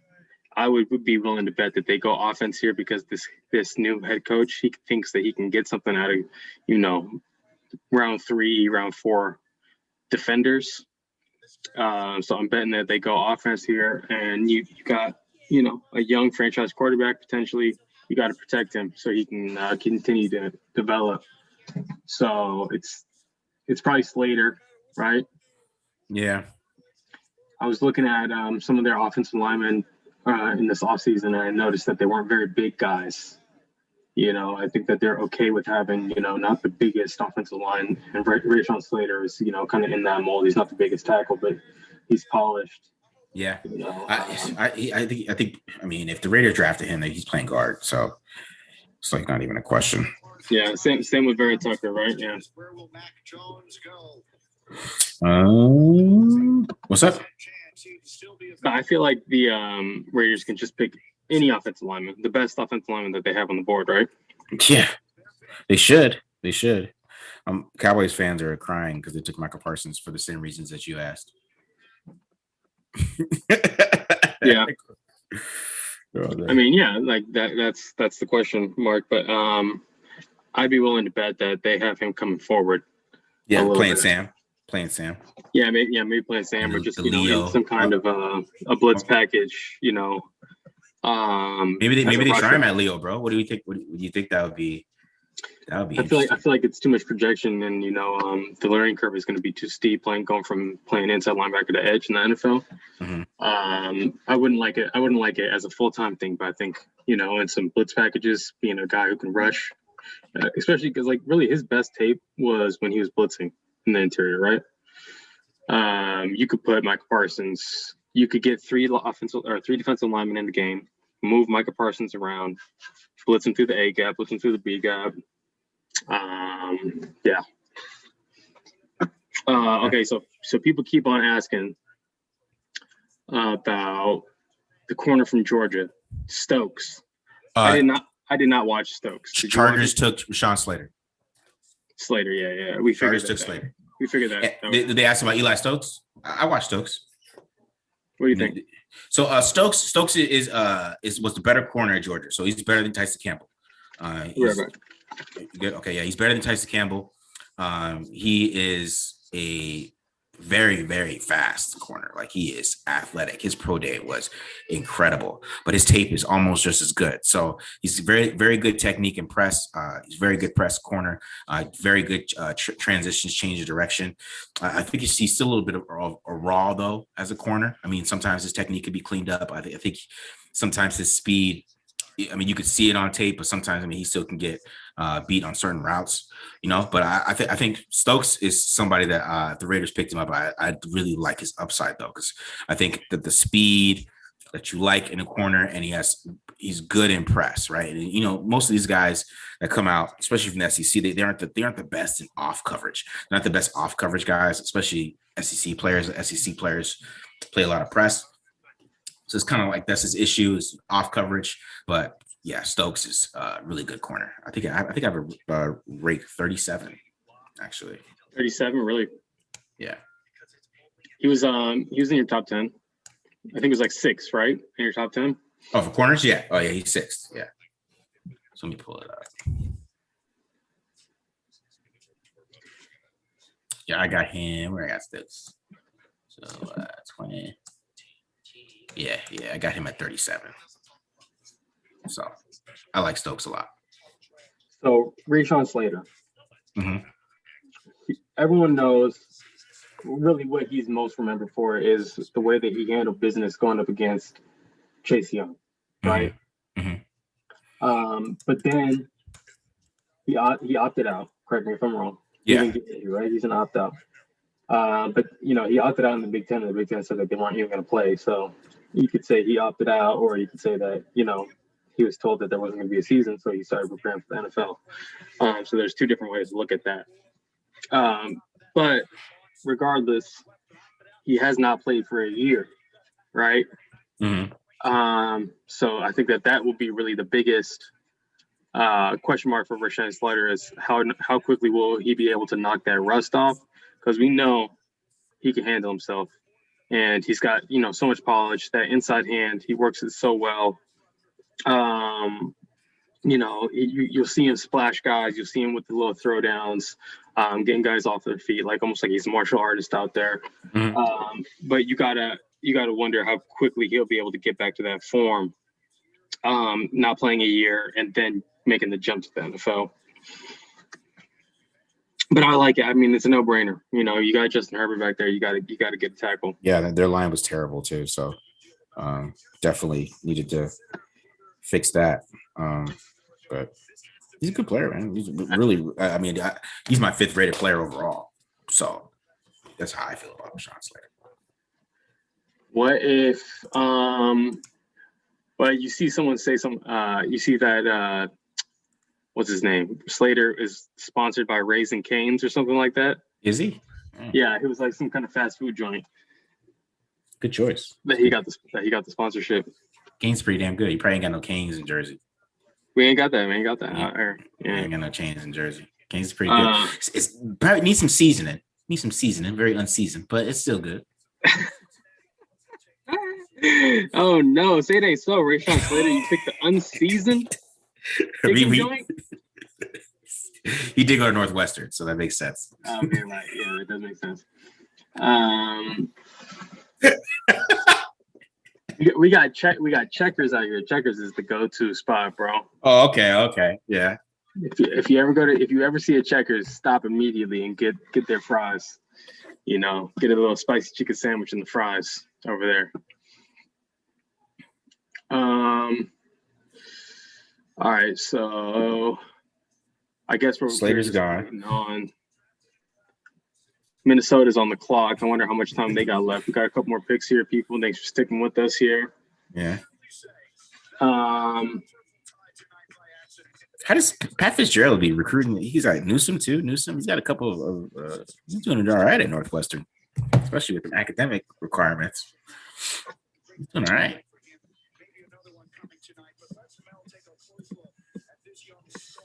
All right, what else we got here? What are the Raiders going to do, man? We're closer. We're closer here. We're in striking distance here. We got four picks. 4 more picks here.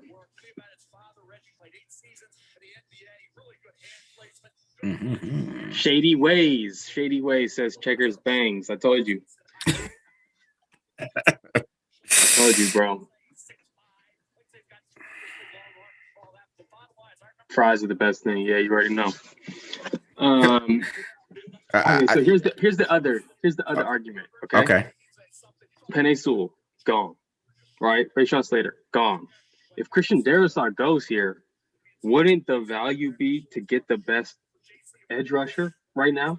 Yeah, that would be the value to get the best edge rusher. I just hope they don't shock us, man. I just hope they the board is falling for you. Like, hey, there's Minnesota has edge rushers. Yes. They're good. No, New England not really. What did these guys die all of a sudden? Everson Griffin's not on the team anymore? No, Everson Griffin's not on the team anymore. Where does he play? I don't think he plays. I don't think he's on any team.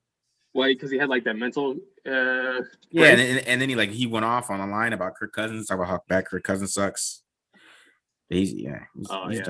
That's not a way. Yeah, it's not a way to stay on the team, Everson. What about Hunter? Okay, they could use a defensive lineman then if they don't have Everson Griffin, and they traded Yannick halfway through the season. Mm-hmm. The Jets are coming up. Where are the Jets coming up from? Where's the other pick? Jets traded up to 14. Mm-hmm. Okay, so Minnesota bounced up out of there. Jets traded up. I thought that the Jets might do something like this. I thought this. The Jets. They're taking a lineman. They're going to take a tackle. They're coming up to take a tackle, aren't they? They're going to get rid of these guys. They got to get a tackle, yeah, because it's over now. Mm-hmm. You're going to get Darrisaw, right? Yeah. Or maybe they take Vera Tucker. Do you know any of their offensive linemen over there? Mekhi Becton is the left tackle, right? Mekhi Becton, and the other guys are just journeymen. The rest of them are just not really that hot, right? Yeah, probably Vera Tucker then, because Darrisaw plays left tackle. Yeah, but you got to protect your first round quarterback now, right? You got to do that. Yes, you do. Because he needs it. It would he need it? It would be greatly appreciated. Yeah, for sure. So you're saying AVT here? Yeah, I'm going AVT here. Maybe pass rusher.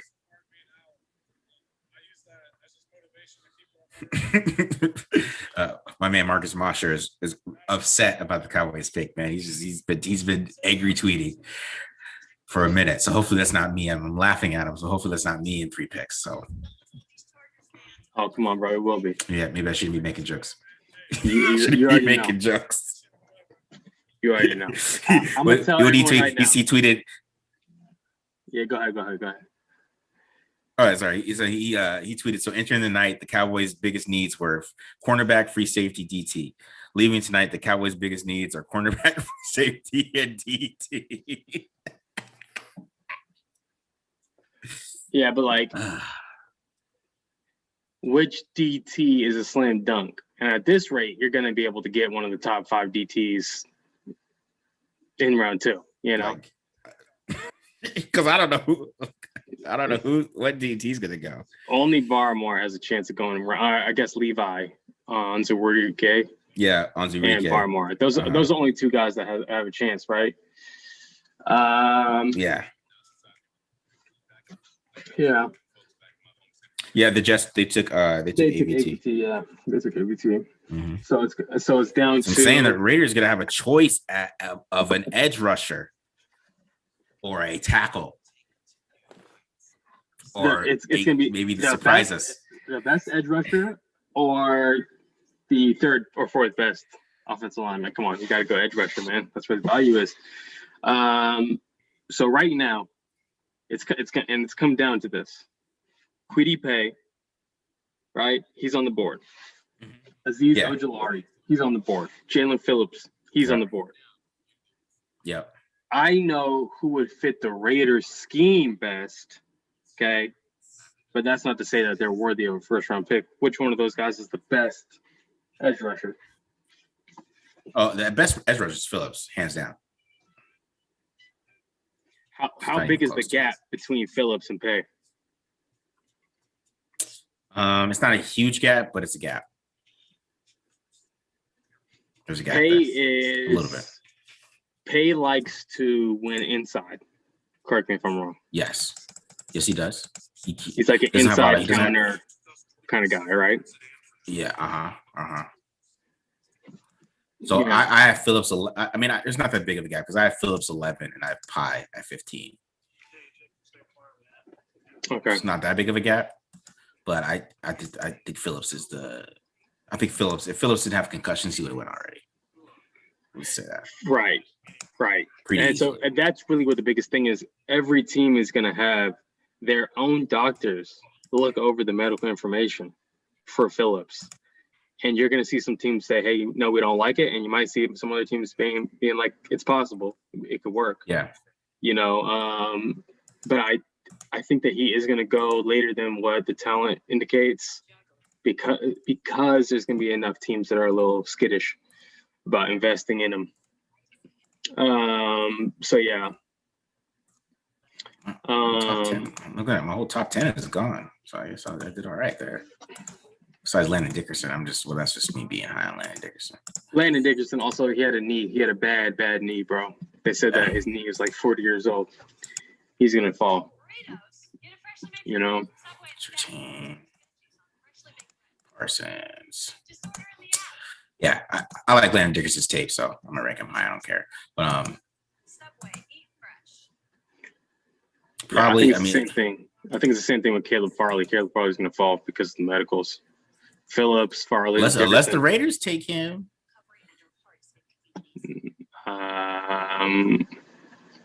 We'll see. He's an ACC guy. He's a great athlete. Yeah. But will he continue to be a great athlete? You know, with the back problems, back surgery, you know, loss of feeling in his outer extremities. You know, that's a scary situation right there. But yeah, we'll see. So Mac Jones is going to Patriots. I guess that was pretty easy. There's Mac Jones. Mac Jones to the Patriots, really? Mm-hmm. Why? So okay, we got one more pick left, guys. All right, so let's just go over some. I'm just going to talk about some of my best players left from the board here, right? So okay, so we got Dickerson, which we know they won't take because he just talked about. Phillips, they probably won't take because of that. Talk about Darisaw is my best player on the board. Now Darisaw might fall because people think he's lazy. I don't know if you read about that. They think he's lazy. He's not a Gruden grinder, is what you're saying? He's not a finisher. Like he doesn't finish blocks a lot. Uh-huh. But I think he's just so athletic that he was bored. And sometimes you got to think about that with college football. But then sometimes you got to be like, okay, well, why are you should be trying hard every play. But, you know. Yeah. So, But so we got Christian Darrisaw, we got Queedy Pie, then we got Zavin Collins, we got JOK, Caleb Farley, Levi Onwuzurike, Joseph Asai, Liam Eckerberg, Tevin Jenkins, Christian Barmore. I think they're gonna take one of these guys. I mean, what if they just trip us out? Like take Joe Tryon, which would be interesting. He has that Leo fit. He's the Leo fit. That's an interesting one. Joe Tryon. I think he has really good tape. Joe Tryon's a really, really underrated pass rusher in this draft. I think he's didn't play this year, opt out, but that's maybe a reason why the Raiders won't like him. But he's there, man. He's really good. You know, if they took Asai, I might do a backflip in a second. If they take Asai, I will definitely go crazy on this live stream. But I don't know what they're gonna do. I think they should go Darrisaw. Like if I was doing the board right now, I would take Darrisaw. No, without even thinking about it. It would take me 2 seconds. He fits a need. He can play right tackle. What if they just pick Spencer Brown? Oh God. And that would be more a brand thing. Yeah, very on brand. That'd be for your brand too, right there. Yeah, that would be great for my brand. That'd be great for my brand. But you know, we want the Raiders to take the best player, not worry about me, right? Not worry about me. All right. What do we got? What do we got left? So Mac Jones goes to the Patriots, I guess. Mm-hmm. Wait, do we know that for sure? Yeah, they took him. Okay. Mac Jones goes to the Patriots. I also feel like something that would be very worth considering for the Raiders right now would be to trade back. You know, get up out of there. Get more picks. Get me. You know, maybe just a couple more picks. It depends on who they like, to be honest. I don't know who they like, man. It's all depends. If they like, because I'm saying there's some good players on the board, bro. There's some good players. There's gonna be a really good player there for them at 17. Like on defense, I don't know where they're gonna go, but there's gonna be a good player, bro. And if they trade back, maybe one of those players that they thought it's not for sure who's gonna be there. You know, there's only been 3 defenders picked so far. Mm-hmm. Man, that's it, bro. Only 3 defenders. So yeah, they're gonna have their pick. You know, who they think is the best guy. Whew. So I guess Cam's a 1-year guy over there, huh? Yeah, for sure. Yeah. I don't. But that's be interesting though to go from the offense that Cam runs, and then they got to switch up the offense to run the Mac Jones runs later on. Exactly. That's interesting to me. You know what I mean? Like, I don't know. Mac Jones to New England. It's it's questionable. Questionable, I gotta say. I mean, that's what they want, right? Is he the Tom Brady replacement? That's a lot of pressure, bro. I'm sorry. That's a lot of goddamn pressure. Patriots aren't forming a quarterback for like 12 years. I mean, that's got to be like my thing. You always, if you have a Hall of Fame quarterback, you have a drought. Most of the time, you have a drought after a Hall of Fame quarterback. I feel like every single team has had one, except for like the Packers and the Colts. But then their backup franchise quarterback, he got hurt.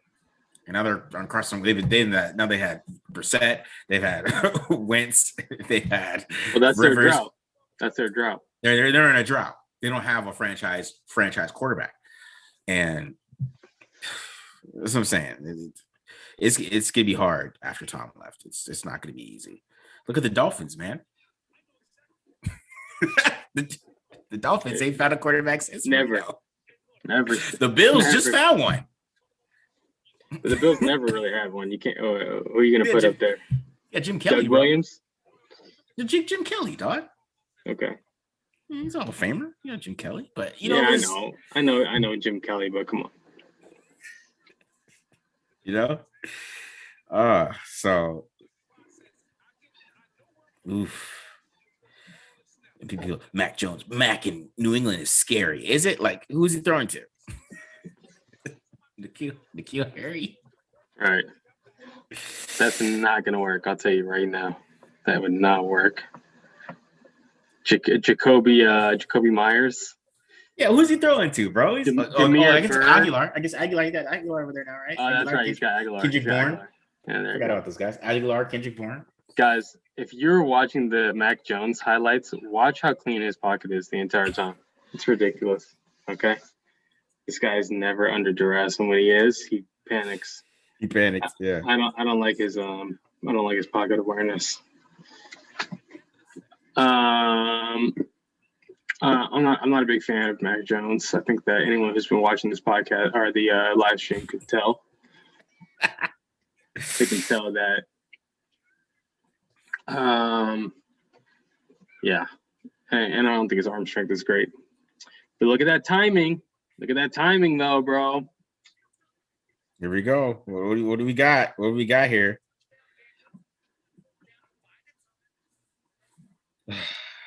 What do we got? Okay.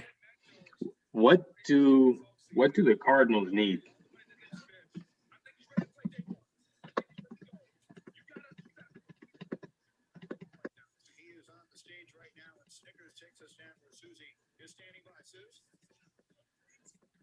Hold on. Let's pick us in. Holders asked if you want to do a spaces for a Raiders draft reaction. You know what spaces are? Yeah, what's that on Twitter or whatever? Yeah. No, I don't want to do that. No, you don't want to do it? But you do that, bro. You go ahead and do that. After the Raiders pick is in, I gotta get out of here. Yeah. I can't stay here for 4 hours tonight.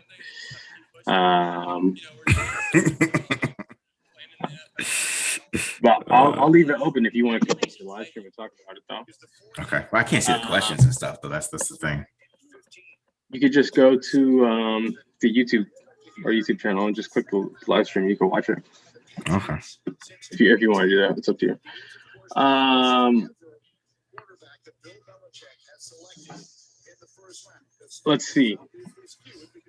Let's see with Arizona Cardinals. I'm just trying to think. I'm just trying to look at their roster. I know that they got a lot of edge rushers on their roster. They could probably use linebacker, but they want Isaiah Simmons to be linebacker, so it wouldn't make sense probably to get like a JOK. The two best corners are gone. Mm-hmm. You got Buda Baker over there. You got enough talent on defense. Maybe defensive interior could be improved. I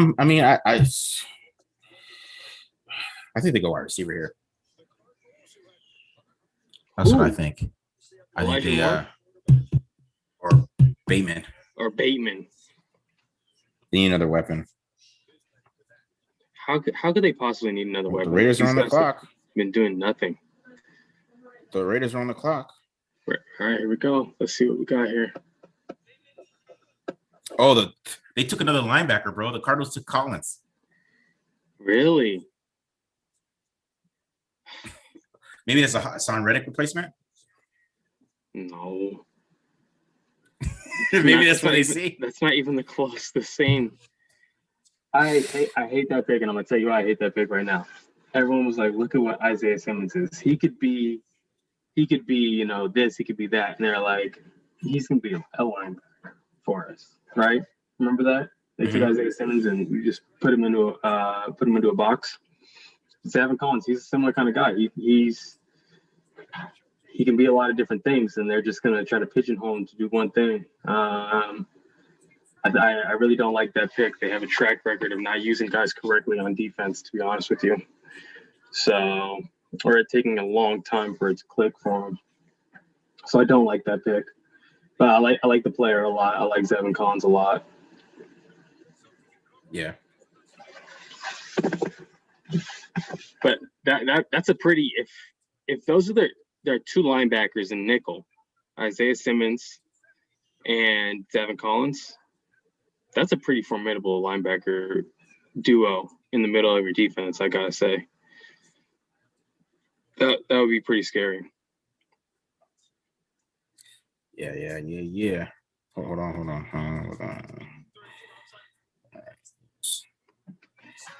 Here we go. What we got here? Who the Raiders gonna take? So who we going? What are you thinking? We going? Well, look, they've been linked to JOK so much, right? JOK is sitting here available. They've been linked to Trayvon Moore. I don't know if 17 is a value for a safety, and I also don't think that Trayvon Moore is like he's the best safety in the draft, but he's not like a Derwin James talent. So I don't think that it makes sense picking him here at 17, right? Darisaw, your boy Darisaw, he's still there. If there's questions about a player's work ethic or their hustle out on the field, I don't think that John Gruden's going to take that guy, bro. I don't think that he's going to take him. So I think that Darisaw is out. I think some people were saying, Pie. I think that the problem with Kwity Paye is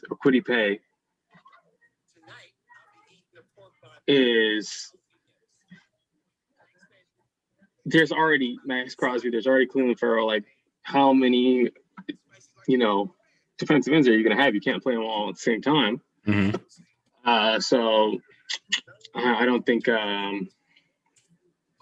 I just don't think it makes sense there, even though I think that he is a good prospect. Phillips, he's got the injury. So if they really like Phillips and the injury is okay, people are asking what is Phillips' medical. He has a history of concussions. UCLA wanted to medically retire him. They did not want him to play football anymore because these concussions got so bad. And he transferred to Miami. This is for the people in the chat who are asking. So Jalen Phillips transferred to Miami because they didn't. They want to let him play. Yeah, UCLA didn't want to let him play, so he went to Miami and he balled out. So we'll see. But I think that honestly, like JOK makes sense. You see what the intensity, the effort on his tape. Yeah, that's a Gruden grinder right there, right? So I feel like JOK is going to be the pick. The pick is in. Who is it? The pick is in. Who is it? What we got? The pick is in. So how do you want to do this? If it's an offensive player, you do the breakdown. If it's a defensive player, I do the breakdown. Yeah. Let's do it like that. Matt Holder's in the chat saying Raiders are going to take Greg Newsome just to spite me. All right, Matt. All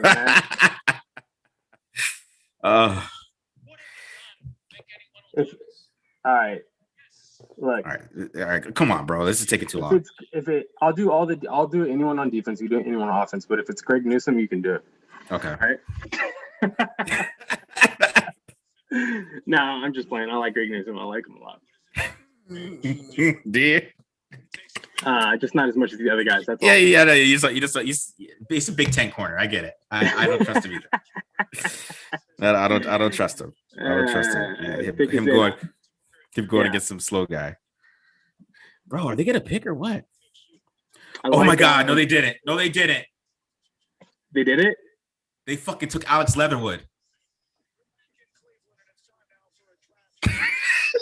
No, they didn't. You said that Alex Leatherwood only had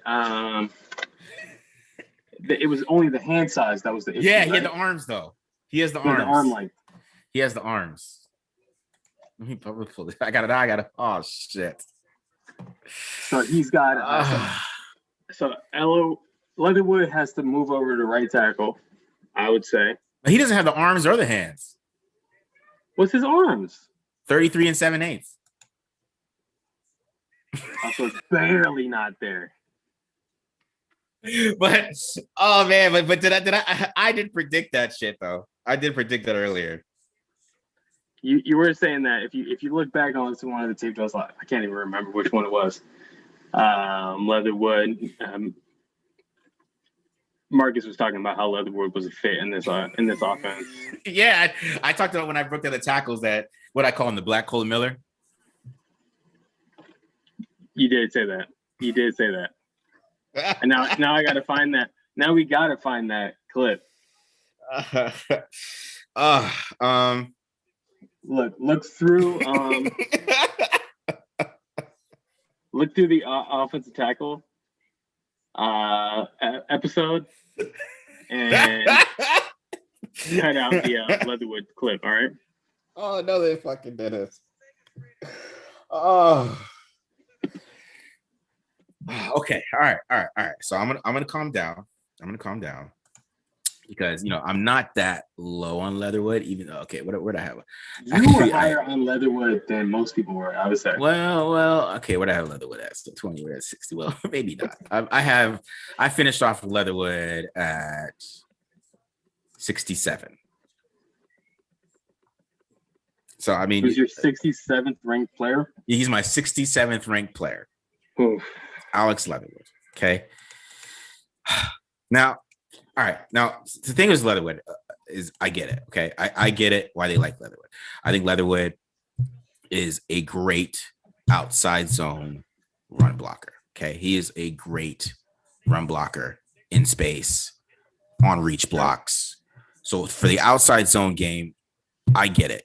He is a fit. He is a good fit for the outside zone game. All right.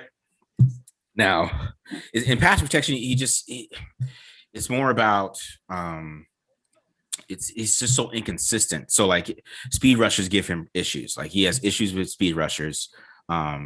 But his technique's not that bad. Like he can do like snatch and traps and stuff like that. He has pretty decent technique.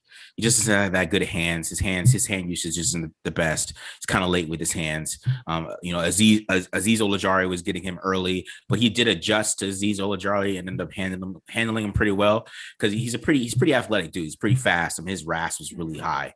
He's really great athletic profile. He ran a 5'1" at 312 pounds, so 5'01" at 312 pounds. His 20-yard shells are 4.65. His 3 cones is 7.45. He hit the 10-yard split. He has a good 10-yard split too. His vertical is 34 inches. So his broad is 9'10". He's an athletic freak, right? He's a pretty big athletic freak. So it's something that you can mold into something well. And I think he's a really, really good run blocker. And that's kind of where he fits right now. But man, over Darisaw, bro. Like if you're not gonna do the measurement thing, okay? Like I get it. I'm gonna give him a chance because I'm really not that low on Leatherwood. I'm not. I just at 17 is just crazy to me. Okay, it's crazy 17. So with like Christian Darisaw on the board, and I know Darisaw doesn't play hard, but man, it's just like or like Liam Eckerberg, Tevin Jenkins, like if you're gonna take somebody who doesn't have the measurables, bro, just take Tevin. Like Tevin has the same hands and his arms are just as long. You know what I mean? Like, who have they drafted since Gruden got back that played in the Big 12?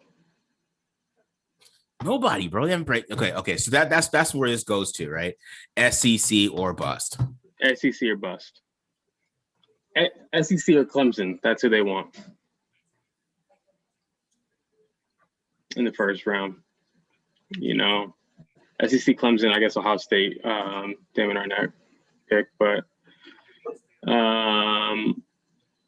someone was talking about, because you remember Alex Leatherwood was struggling at the Senior Bowl, right? Yes. Someone was talking about how he was attempting a different technique than the one that he used in college. Do you remember them talking about that on Twitter?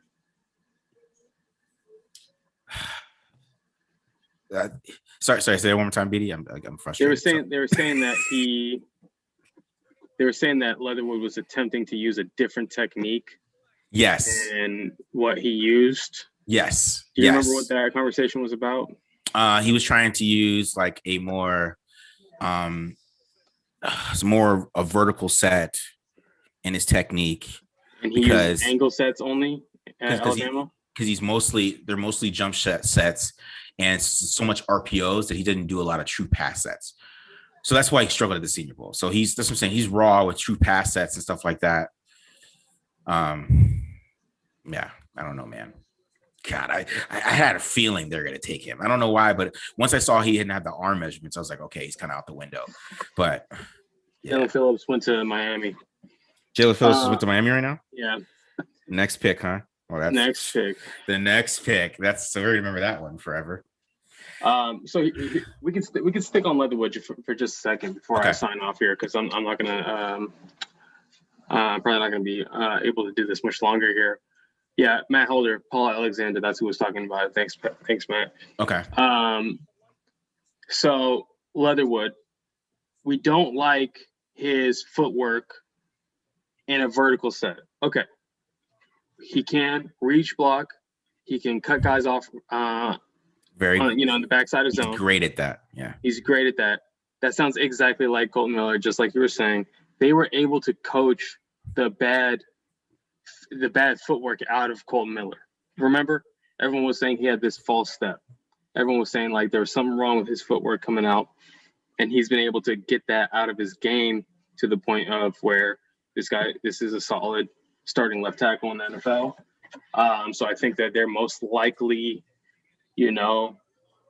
hoping that they can coach that out of Alex Leatherwood too, and they could take advantage of his ability to run that zone. And they're going to be running outside zone like crazy with Alex Leatherwood and Colton Miller, and Josh Jacobs is going to be able to get back to that, because that's what they really want. That's really what they want to do. They want to run the ball.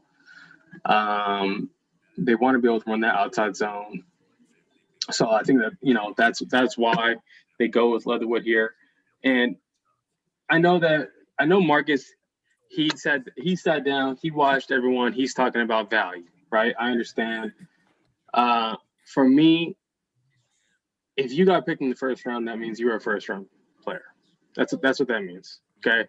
And if you didn't get picked in the first round, you can't say you were a first round talent. So we don't know where any of these guys would go. We don't have the background checks on everyone. We can just watch what we have available to us online. And chances are an NFL team is going to have a little bit more of an inside scoop, not just with how does their techniques that they use in college translate to what we run on our scheme, right? Yeah. And then also knowing, the dirt on a player. Is this guy a stand-up guy? Does he treat the trainers with respect? Does he treat the medical and the equipment staff with respect? Or is he a ticking time bomb, waiting to go off? And so that's why sometimes you see players fall in a draft and you're like, why do they fall? Well, maybe they had more unsavory details, found out or dug up by NFL teams, and that's the reason why they fall. And it had nothing to do with the player, and it had more to do with the person. So look, they like Alex Leatherwood, and I do think here's what I think. I think Alex Leatherwood can come in and be a solid right tackle in like 2 years. I think that year one, you might see some issues against some speed rushers, but I think within like similar to Colton Miller, it took him like 2 years before he was like, okay, now we're not worrying about him anymore. I think Alex Leatherwood could do the same thing.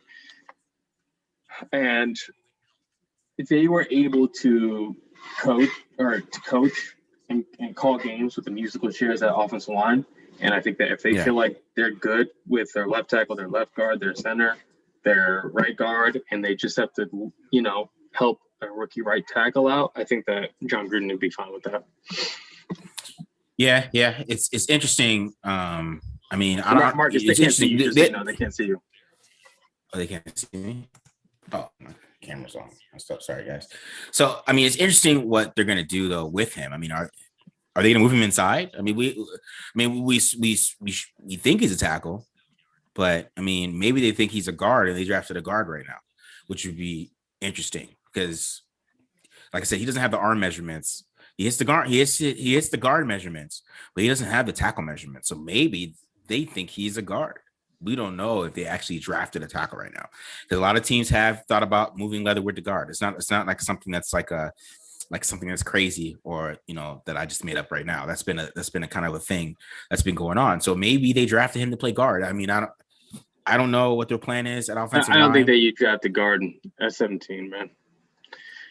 Unless unless he's Quentin Nelson, Yeah, So, I mean, but Vera Tucker just went. I mean, he's a guard. He's gonna play guard in the NFL. Yeah. He's gonna play him tackle. So it's. I mean, we don't know. We won't find out to the press conference if they think he's a tackle, because they could really shock us and they'd be like, they think he's a guard. And I don't know. I'm looking. Maybe one of the beat writers will tell us, but they might think he's a guard, bro. They might think he's a guard. basically, the only way you're going to get picked in the first round by the Raiders is if you played in the college football playoff, right? Or it's SEC or bust, bro. Like I mean, we talked about that too, man. SEC, ACC, and it just happens the two best teams in the SEC and the ACC are Alabama and Clemson. I think if the best team in the ACC was Wake Forest, they'd be drafting Wake Forest players. Yeah. I mean, it's they stay in that conference. Washington just took Jamin Davis. James Davis went before JOK? That's interesting. Does JOK have a medical right now? Is there an issue with the medicals? Bro. Lincoln Kennedy loves the pick, by the way. Lincoln Kennedy loves the pick. Of course, Lincoln Kennedy does. Because he works for the Raiders, right? Yeah. Can't say anything bad about it. Yeah. So okay. So we'll talk about what Brandon Thorne says about Leatherwood. What is he saying? If you guys are on Twitter, find Brandon Thorne. He's probably the best. He's probably the best technique breakdown guy on Twitter. Yeah. He focuses on the trenches. I learn a lot from that guy. So type up Brandon Thorne. If you don't follow him already, he's probably one of the smartest guys on Twitter. Yeah. So another O-line guy says the reason Leatherwood film looked different was the competition. He got guys blocked. Teammates voted him a captain, leader. There you go. There it is. There it is. There's your answer, guys. Teams voted him a captain, leader, still room to grow, high level ability with the versatility. I had him at OT3. I love that pick by the Raiders. So that's another lineman guy. Brandon Thorne said OT3. No, that's Cole Kublik. Oh, No, Brandon Thorne has him like OT 6 or 7. Yeah. Because his top 5 is the same as mine. It's just different. But I think he has him 6 or 7.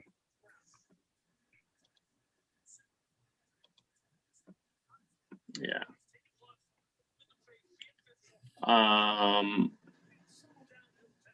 I think he's a tackle. I don't think that they chose him to be a guard.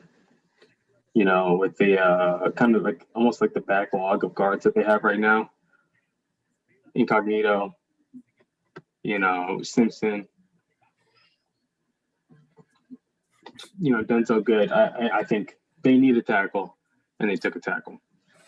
Yeah, but I don't know, Pete. I don't feel very good about it. I mean, I know you show a lot of optimism about it. I'm sure somebody screenshotted my the video of my live stream reaction. No, they fucking did it. I'm about to post that. I posted on Twitter. I posted my live reaction to them taking Alex Leatherwood to my disappointment. But just Christian Derrick. Oh, God, him not trying hard. He's falling, bro. Is he not gonna go first round because he doesn't fall hard? Look, man, the eye in the sky never lies. That's why we do what we do. Your tape is a job. That's your job interview. Okay, that's your portfolio. And that's true, man. It shows you not finishing. You're doing a disservice to yourself, right there. I'm not mad at Alex Leatherwood. Obviously and I've said this before. I think this is a really good tackle class, and that a lot of these guys, when I said that a lot of these guys have a chance to become quality starters in the NFL, Alex Leatherwood was definitely one of the guys that I was thinking about. You know, and it's probably more of a relief that they didn't just take Spencer Brown in the first round, you know? I mean, I don't know. I might have felt a little bit better about Spencer Brown because at least the athletic upside is crazy. Like, Leatherwood's is too. Don't get me wrong. His is too, but yeah. I mean, his base because to be honest, from day one, he's going to be a really good run blocker from day one. So that's the thing. It's just in pass pro is he needs some work. He needs to refine it. He got some technique. He got technique issues. Doesn't have great hands. He's late with his hands. He doesn't have. You know, they got to clean him up. And they got to clean him up. They got to get him in the lab. But they obviously like the person, and they like the the ball of clay that they're going to be able to work with. Yeah. But if look, and here's the thing: you take a guy like Rashawn Slater who's polished, right? Rashawn Slater, polished. How much better can he get?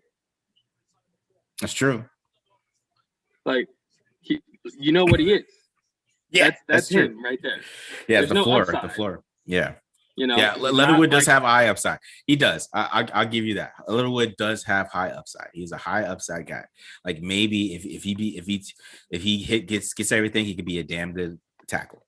You're right. You're talking me out of it.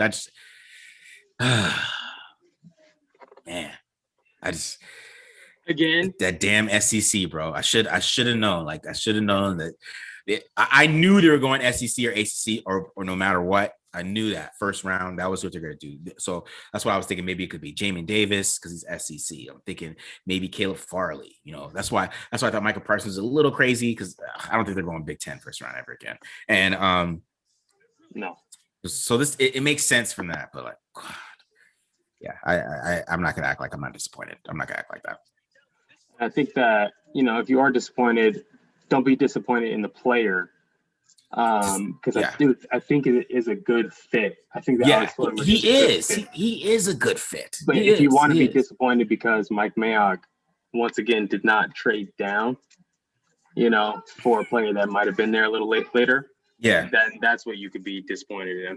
Yeah, just trade out that first round, bro. Like that's kind of my thing. Like if you're dead set on taking somebody like Alex Leatherwood that really didn't have a lot of first round buzz after his bad Senior Bowl, then you just trade back and take him.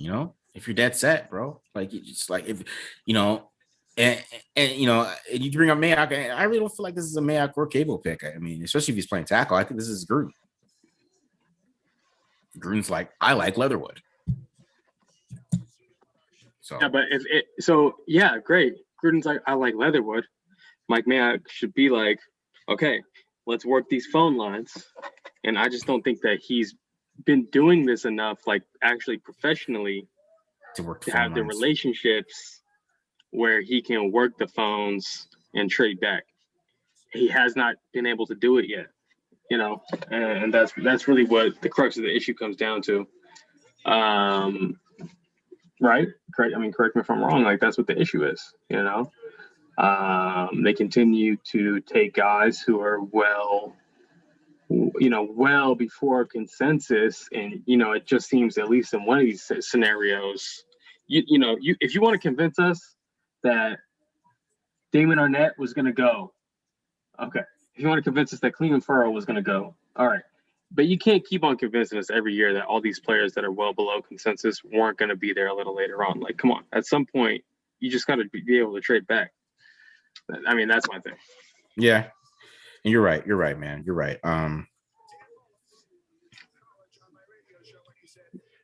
You're right. Mayock doesn't know how to do it. It's obvious at this point. He's unable to get a deal done on draft day. Yeah. Especially in the first round. Yeah.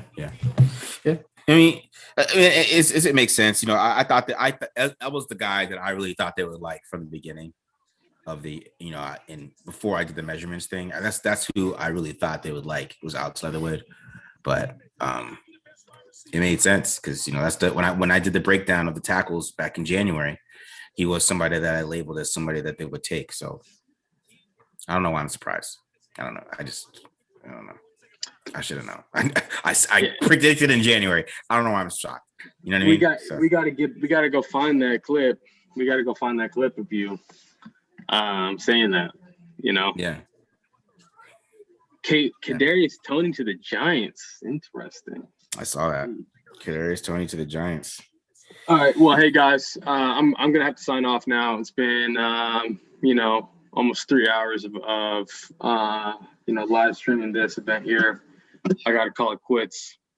If the Raiders trade back into the first round, we'll tweet about it. You can catch us there. Thanks for the invite, Matt, to the Spaces thing. I just gotta start spending time with my daughter and read her a bedtime story and all that stuff. So won't be able to do that tonight, brother, but maybe another time. All right. Marcus, you got anything else you want to say? No, guys. Hopefully, we get some more excitement in the second round. I know you guys probably a lot of people disappointed with this pick. I'm not gonna lie, I'm a little disappointed too. But it was a fit. I kind of called it out a long time ago. I just thought I personally thought with the measurement to be a little different, but it felt that way. It felt that way from when I watched him. I thought that he was a Raiders type of tackle, and it ended up that way. So yeah, it ended up that way. I mean, and look, we got to find out how it shakes out. We don't know. We don't know what's going to happen. So you can't really judge a draft until 3 years down the road. So we got some time here, But so Marcus, you're gonna be you got these film cut-ups on deck here then? Oh, for Leatherwood? Yeah. I probably got to redo them, but I know where to look. Yeah. So we'll have that up and ready to go real quick, guys. So yeah, we'll probably record Wednesday. So tomorrow we got rounds 2 and 3, right? Mm-hmm. We probably should record Saturday. I think we record Saturday. Let's record Saturday. Yeah, drop it Sunday. Yeah, we could do that. Okay. If that works. All right, Raider Nation, signing off. Peace out. Y'all. Thanks for coming. Thanks. Appreciate it. Later, y'all.